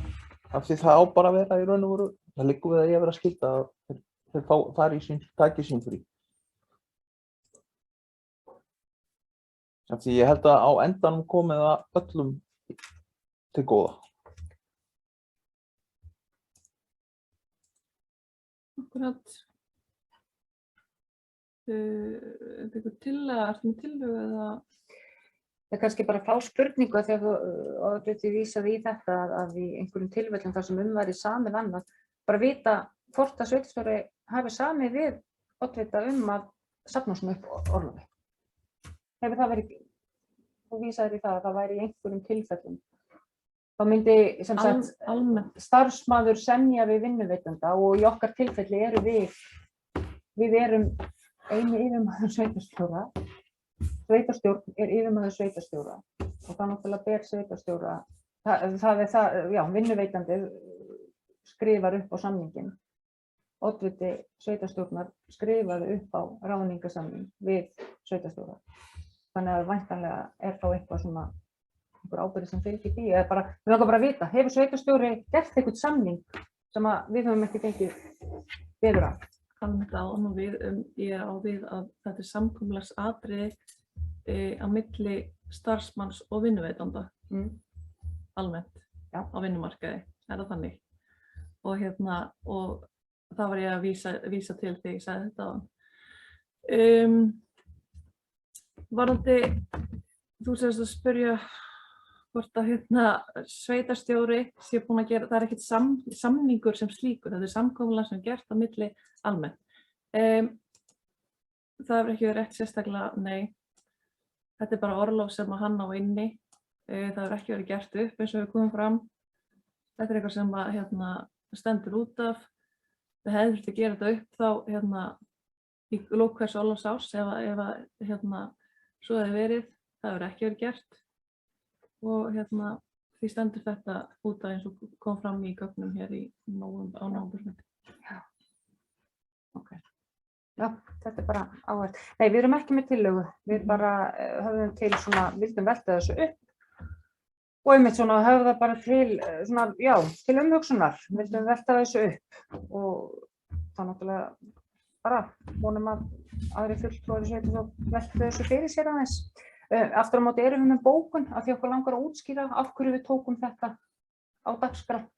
Þannig að ekki senda hana bara þig og Eirík eða sjá. Þannig. Kannski maður verðum að vinna tillögu að því að hvetja til þess að framtíðinni verði sér til þess að menn fái sín frí. Eða bara farið eftir ráðningarsamningum kannski. Ég segi nú fyrir mitt leyti, ég hef meiri áhuga á því að þeir fái sín frí, eða fari í sín frí. Það getur farið í hestaferð, eitthvað stillur eða farið í veiði eða eitthvað. Skroppið.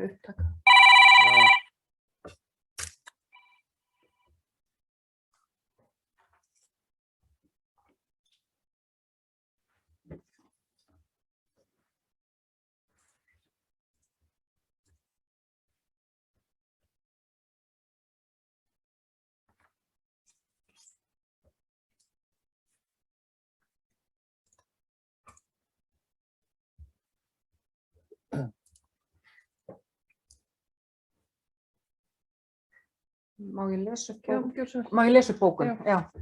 Það er bókun álista. Fulltrúar álista í sveitarstjórn Rangárþings ytra óskuðu eftir umræðu ráðningarsamning sveitarstjóra. Þar sem sveitarstjóri gaf út yfirlýsingu miðjan janúar að hann myndi ekki gefa kost á sér í komandi kosningum, þá er eðlilegt að spyrja hvort hann óski þess að hætta fyrr og ef svo er, hvort sveitarstjórn geti þá lyftað til fyrir honum. Í ráðningarsamningi er kveðið á 6 mánaða laun eftir að ný sveitarstjórn tekur við, verði viðkomandi sveitarstjóri ekki endurráðinn og skuli hann sinna starfi sínu allt að 3 mánuði þar af óski sveitarstjórn eftir því. Þetta ákvæði getur verið íþyngjandi fyrir sveitarstjóra, sér í lagi ef hann hefur ráðið sig í annað starf. Í ráðningarsamningi er einnig kveðið á að sveitarstjóri skuli kappkosta að taka orlof eins og kostur er og orlof skuli gert upp í lok hvers orlofsárs. Samkvæmt yfirliti yfir orlofsstöðu sveitarstjóra frá 40. fundi sveitarstjórnar 11.11.2021 þá hefur þetta ekki verið viðhaft og því virðist vera að sveitarstjóri eigi töluvert af óuppgerðu orlofi frá fyrri tímabilum. Það er óábyrgt af sveitarstjórn að líta framhjá þessu og er nauðsynlegt að fara yfir þessi mál og huga að viðauka ef þar sem umtalsverða fjárhæð er að ræða. Fulltrúar álista hvetja komandi sveitarstjóra til að huga betur að starfsumhverfi og orlofstöku sveitarstjóra því það er engum hollt að komast ekki frí sökum anna í starfi. Og undir þetta ritum við Margrét Harpa, Ingvi og Jóhanna.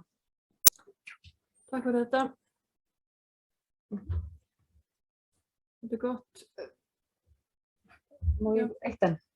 Það er líka alveg umhugsunarvert hvort að það sé hægt að koma því þannig við, hvort það sé ástæða ef að sveitarstjóri hefur kost á að taka, að oddviti krefja kannski að taka sem mest af orlofi núna, það sem eftir er, fram af hans hefðbundinni vinnu, hvort að það sé kannski eitthvað sem væri ráð til að minnka, það hefur minnka álagið og minnka líka mögulega þetta að þurfa að vera að greiða þetta allt saman út. Þannig að hvort það sé hægt að koma, reyna að oddviti myndi fara yfir kannski orlofsstöðu og reyna hvetjan til þess að taka sem mest frí núna. Það er vangavelta. En hvort að við séum að koma, ég held að það sé ekki tímabært að koma með þessum einhverja tillögu. En þetta er til umhugsunar. Og vona það sé bara að hugsa og kannski gert eitthvað í málanum án þess að við séum með formlega tillögu þess efnis. Okay. Takk fyrir það.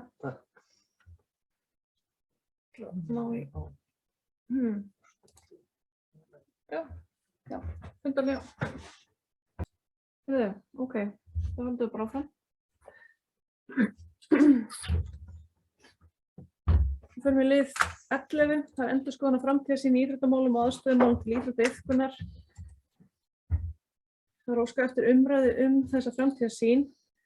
Bara rétt að fara svona yfir hvernig hún var unnin. Kynna það. Þessi framtíðarsýn var fyrst unnin 2018 og var síðan endurupptekin og uppfærð nú á síðasta ári og var því lokið í október og það var til kynningar með fundargerð á byggðarráðsfundi. Nú, það var ákveðið að fara í þessa uppfærslu núna í júní síðastliðnum og þá var heilsu-, íþrótta- og tómstundanefnd falið ásamt heilsu-, íþrótta- og tómstundafulltrúa að uppfæra þessa skýrslu framtíðarsýn í íþróttamálum og aðstöðumálum til íþróttaiðkunar og kalla til fulltrúa íþróttafélaga.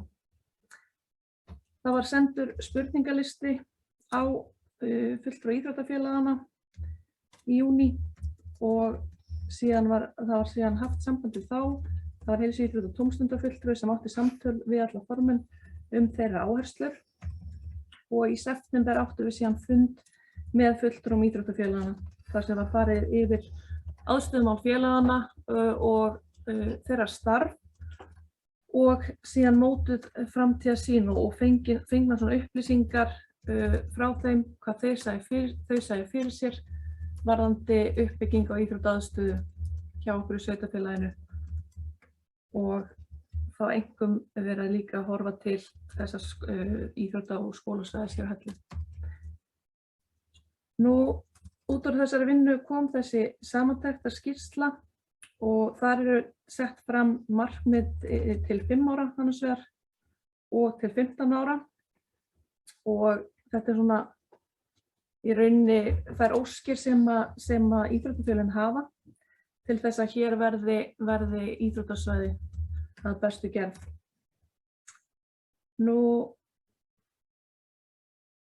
það verður síðan þessi skýrsla, hún verður auðvitað tekin með í hönnunaráfanga við annan áfanga skólasvæðisins, nýtist sem vinnuplagg þar inn og fulltrúa íþróttafélagana segir fyrir mér að verði teknir þar auðvitað með í þá vinnu og það er lagt til að þessi skýrsla henni verði vísað til faghóps þróun skólasvæðis sem mun taka hana áfram. Ekki orðalaust eða hafa spurningar eða umræður þetta. Bara svona aðeins að þetta er ótrúlega skemmtileg vinna. Mér langar að byrja á því að segja það. Að þessi vinna sem fór fram og bæði búin að sitja í íþrótta- og tómstundanefnd allt og lengi, eða og tími finnst ótrúlega skemmtilegt, að þá þetta hefur verið svo rosalega gaman að vinna þessa vinnu og sérstaklega núna þegar maður einhvern veginn fékk smá svona handreipi í það að það sem við værum að gera í þessari framtíðarsýn og hefðum byrjað árið 2017 og haldið áfram núna að það væri að koma svona, við gætum mögulega séð að fara að gerast sem sagt. Vegna þess að ekkert af því sem við settum fram og var unnið á þessum fundi er ómögulegt eða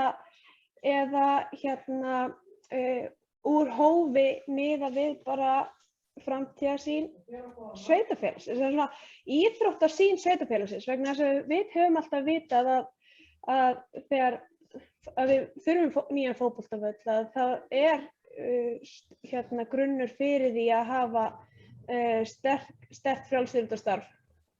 Það var það með og þannig að þetta var svona, já, það kom mér pínu óvart, ég verð að segja það kom mér pínu óvart að hann var meira kannski einhvern veginn álitin sem draumsýn frekar heldur en raunveruleg skýrsla sem væri tekin til raunverulegrar skoðunar sem með áfanga 2 og ég reyndi að fagna því að hún verði send til starfshóps skólasvæðið. En þetta er svo ofboðslega mikilvægt í sveitarfélaginu okkar að halda möguleikanum opnum á góðu íþróttasvæði.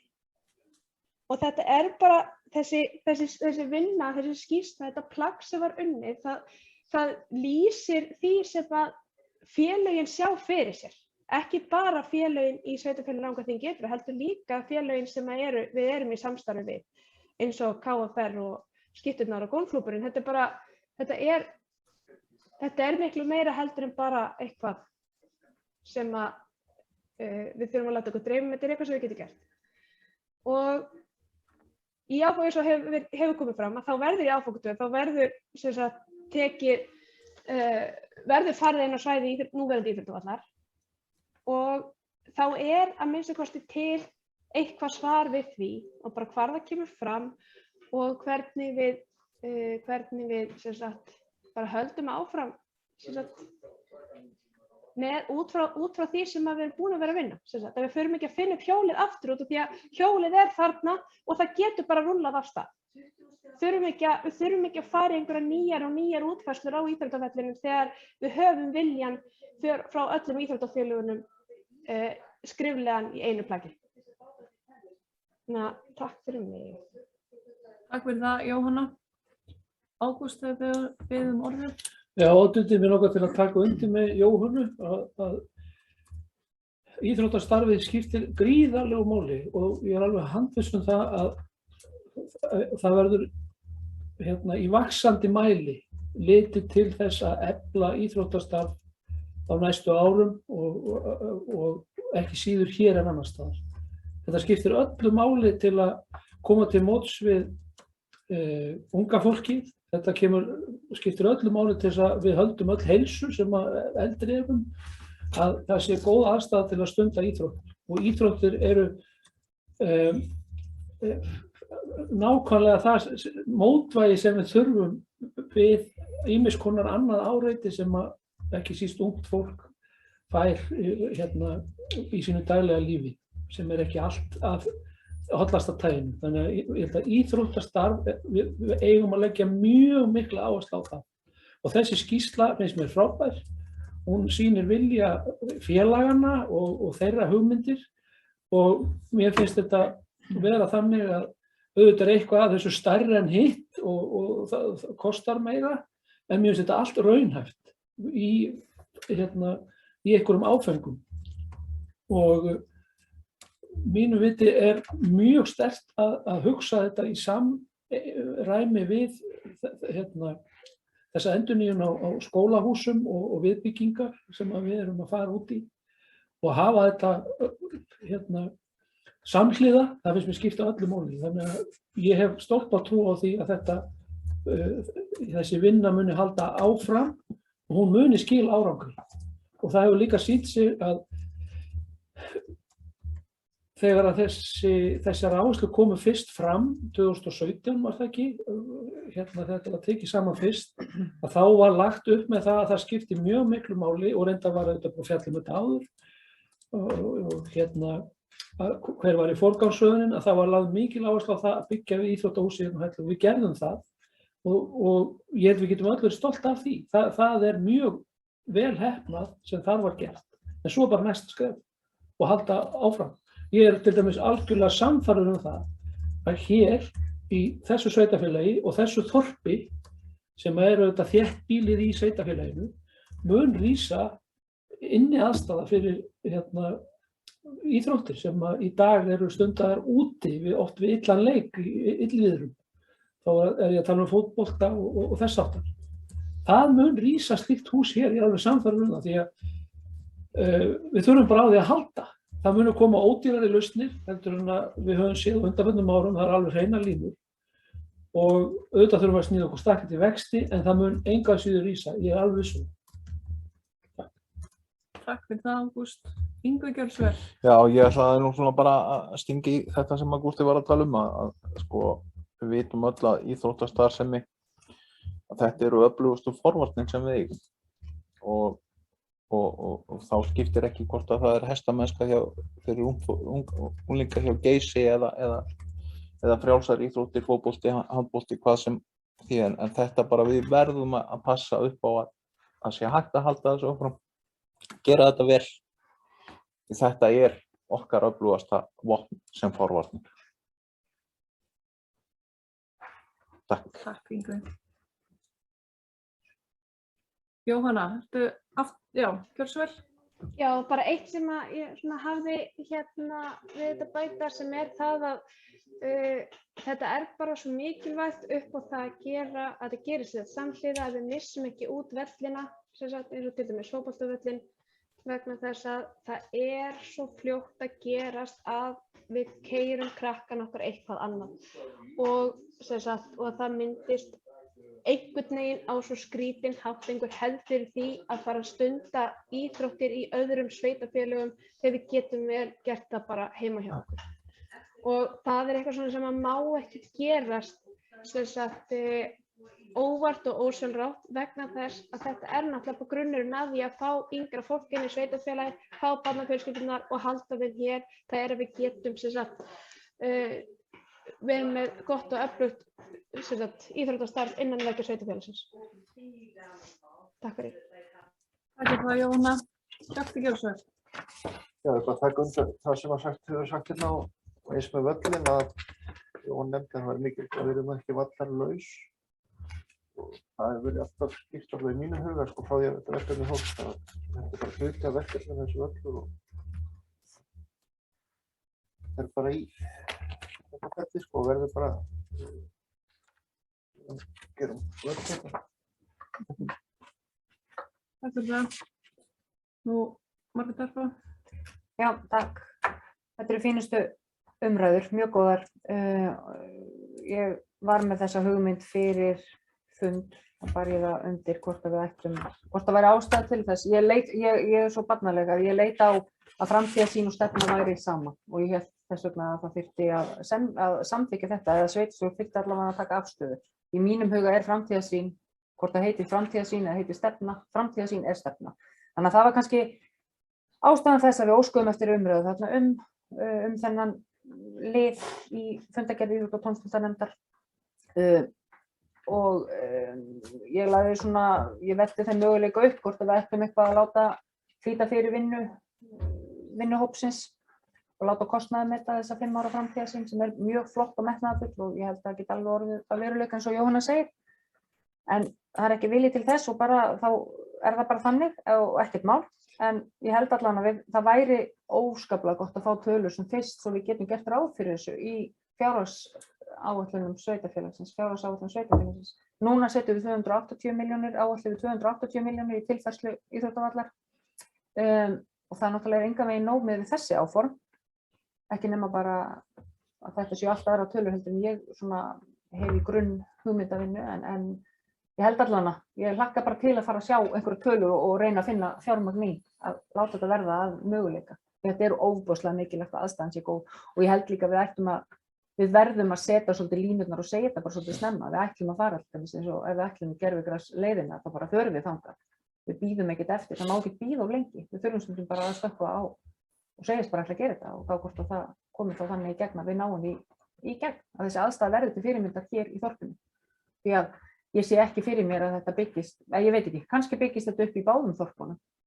Við erum í samstarfi sérstaklega með fótboltann, við erum líka í samstarfi með frjálsar, reyndar bara innan sveitar eða innan sveitarfélags, en við þurfum svolítið að vinna þetta bara hratt og svona ígrundað og geta gert ráð fyrir þessu í fjárhagsáætlun. Það skiptir máli, ekki bara setja einhverja plattölu þar inn, það þarf að vera raunhæft.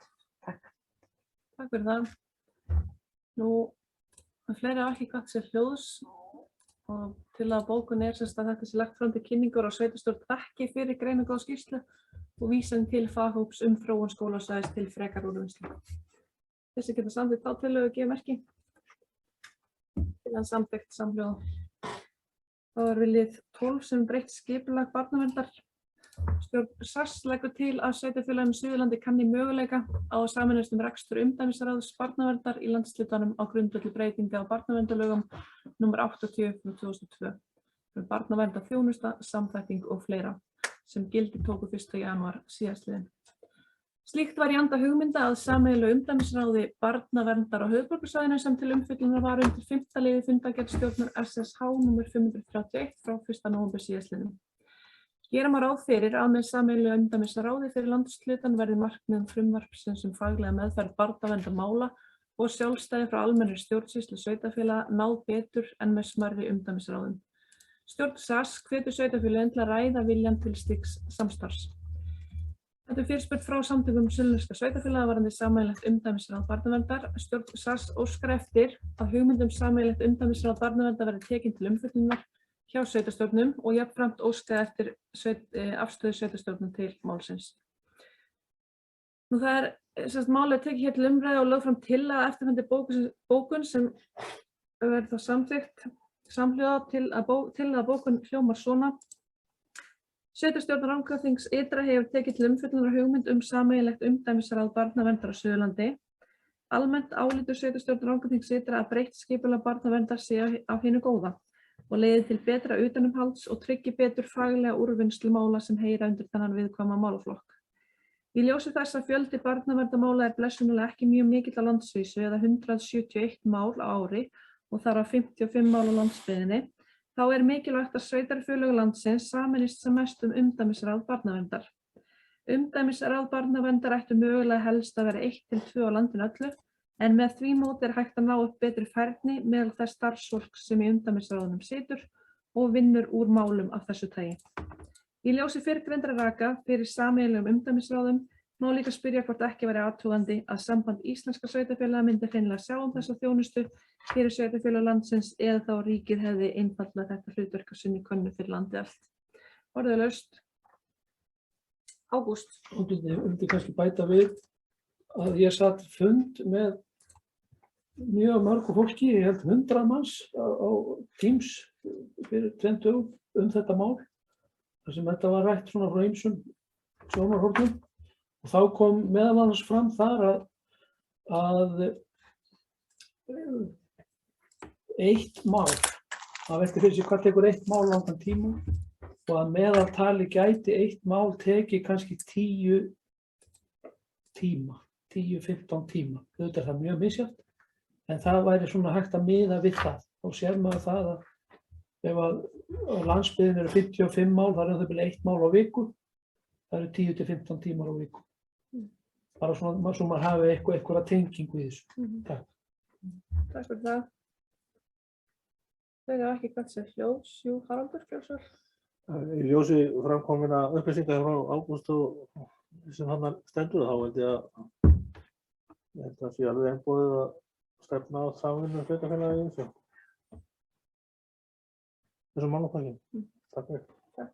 Yngvi. Já, ég held að það liggi alveg ljóst fyrir og kannski 10 tímar, það getur verið að það sé lítið, sum málin eru lengri, erfiðari. En ég held að þetta verði alltaf betur unnið eftir því sem við erum stærri þetta. Þá einmitt verður minni tengingin í stjórnsýsluna eins og í litlum sveitarfélögum. Ég held að þetta komi alltaf til með að verða notendavænna eftir því sem að og það er náttúrulega, sko, það eru hagsmunir barnanna sem að eiga að vera að leiðarljósi í þessu og ef við getum bætt hagsmunir þeirra með þessu þá eigum við skilyrðislaust að taka þátt. Takk fyrir það. Ekki fleiri sem hafa hvatt sér hljóðs. Þeir sem geta samþykkt þessa tillögu gefa merki. Tillagan samþykkt samhljóða. Þeir viljið 13 sem er til umsagnar frá Alþingi málsafn 2022, það er efnahags- og viðskiptanefnd Alþingis sem óskar umsagnar vegna tillögu til þingsályktunar úttekt á tryggingavernd í kjölfar náttúruhamfara. 12. mál, velferðarnefnd Alþingis óskar umsagnar vegna frumvarps til laga breyting á lögum málefni innflytjenda nr. 116/2012 móttaka einstaklinga með vernd innflytjendaráð mál 271. Þetta er lagt í fram til kynningar. Liður 14 sameiginlegt HCS á landsbyggðinni. Fundargerð frá umræðufundi stofnun húsnæðis sjálfseignarstofnunar sem þjóni sveitarfélögum á landsbyggðinni frá 27.1.2022 lögð hér fram til kynningar. Liður 15 samtök orkusveitarfélaga, stjórnarfundur 48, fundargerð frá 14.1.2022 lögð hér fram til kynningar. Liður 16 fundargerð Sambands íslenskra sveitarfélaga frá fundi nr. 906 frá 4. febrúar 2022. Hún er lögð hér fram til kynningar. Liður 17 félags- og skólaþjónusta, fundur 58, fundargerð frá 1. febrúar 2022 er lögð fram til kynningar. Númer 18 bréf frá umboðsmanni barna til sveitarfélaga. Að mati á áhrifum ákvarðana sveitarfélaga á börn og rétt barna til þátttöku og áhrifa. Það er lagt hér fram til kynningar. Númer 19 samstarf uppbyggingu leiguíbúða. Það er kynningarstarfsemi Bjargs íbúðafélags og tilboð samstarf uppbyggingu hagkvæmra leiguíbúða. Það er lagt fram til kynningar og jafnframt lagt til að sveitarstjóra verði falið að óska eftir kynningu á starfsemi Bjargs fyrir sveitarstjórn við fyrsta hentugleika. Lið 20 breyting á póstþjónustu. Íslandspóstur hefur tilkynnt til Byggðastofnunar að til standi að loka póstafgreiðslum í Rangárþingi. Þetta þýðir breytta póstþjónustu og tilflutning starfa. Íslandspóstur OHF hefur tilkynnt að breytingar á póstþjónustu séu í farvatninu í Rangárþingi ytra, loka í Pósthúsinu Hellu og póstbílar, pósthólf og heimsendingar verði þjónustuform póstsins frá og með 1. maí næstkomandi. Í kjölfar fregna af þessu óskaði sveitarstjórn Rangárþings ytra eftir fundi með fulltrúum Íslandspóst OHF og fór sá fundur fram þann 7.2.2022. Og hér tillaga bókun sveitarstjórnar vegna fyrirhugaðrar lokunar pósthúsa Hellu. Sveitarstjórn Rangárþings ytra mótmælir harðlega fyrirhugaðri lokun pósthúsa Hellu og krefst þess að ríkisfyrirtækið Íslandspóstur OHF dragi þessar fyrirætlanir tilbaka. Sjálfsafgreiðsla með pósthólfum og heimsendingum er auðvitað í takt við tímann og getur verið ágætt þjónusta út af fyrir sig, en pósthús er áfram mikilvæg lífæð almennrar þjónustu í hverju samfélagi. Við mótmælum einnig kröftulega að störf séu færð til og að eina tilboð Íslandspóst OHF til núverandi starfsfólks pósthússins hér sé boð að sækja vinnu í næstu byggðarlög. Störf án staðsetningar hljóta að koma til greina til eflingar starfsstöðvar póstsins hér á Hellu, auk þess sem póstbílar sem nú eiga að taka að stærstum hluta við hlutverki pósthús hljóta að geta átt sína heimastöð hér í stað þess að gera ávallt út frá dreifingarmiðstöð í næsta byggðarlagi. Sveitarstjórn Rangárþings ytra hvetur forsvarsfólk póstsins eindregið til að endurmeta þessa ákvörðun og þessi tillaga er lögð hér fram og tillaga að senda hana á stjórn Íslandspósts OHF, Byggðastofnun og þingmenn kjördæmisins þingmenn kjördæmisins og senda á Byggðastofnun sem er eftirlitsaðili með þjónustu fyrirtækisins. Orðalaust. Yngvi? Já, ég held að þetta sé bara mjög gott að senda þessa bókun. Hún hefði mátt vera harðorðari kannski, en það er kannski erfitt að gera það að öðruvísi en að vera ókurteis. En það þarf líka að gera þingmönnum kjördæmisins ljóst að þetta er ekki sem sagt eitthvað sem að íbúar kæra sig um. Þeir eru náttúrulega fyrst og fremst þingmenn, starfsmenn íbúa kjördæmisins og þeir eiga að vinna fyrir þá. Og náttúrulega Íslandspóstur sem OHF, það náttúrulega finnst mér fáránlegt. Þetta er fyrirtæki sem þjónustu fyrirtæki fyrir fólki í landinu og á að hreinlega vera inn á fjárlögum. Takk. Takk fyrir það. Fleiri hafa ekki hvatt sér hljóðs. Þeir sem geta samþykkt tillögum gefa merki. Tillagan er samþykkt samhljóða. Þá er ekki fleira dagskrá þessa fundar og loknum yfirlestri fundargerð og undirritun segir þessum fundi slitið. Takk fyrir.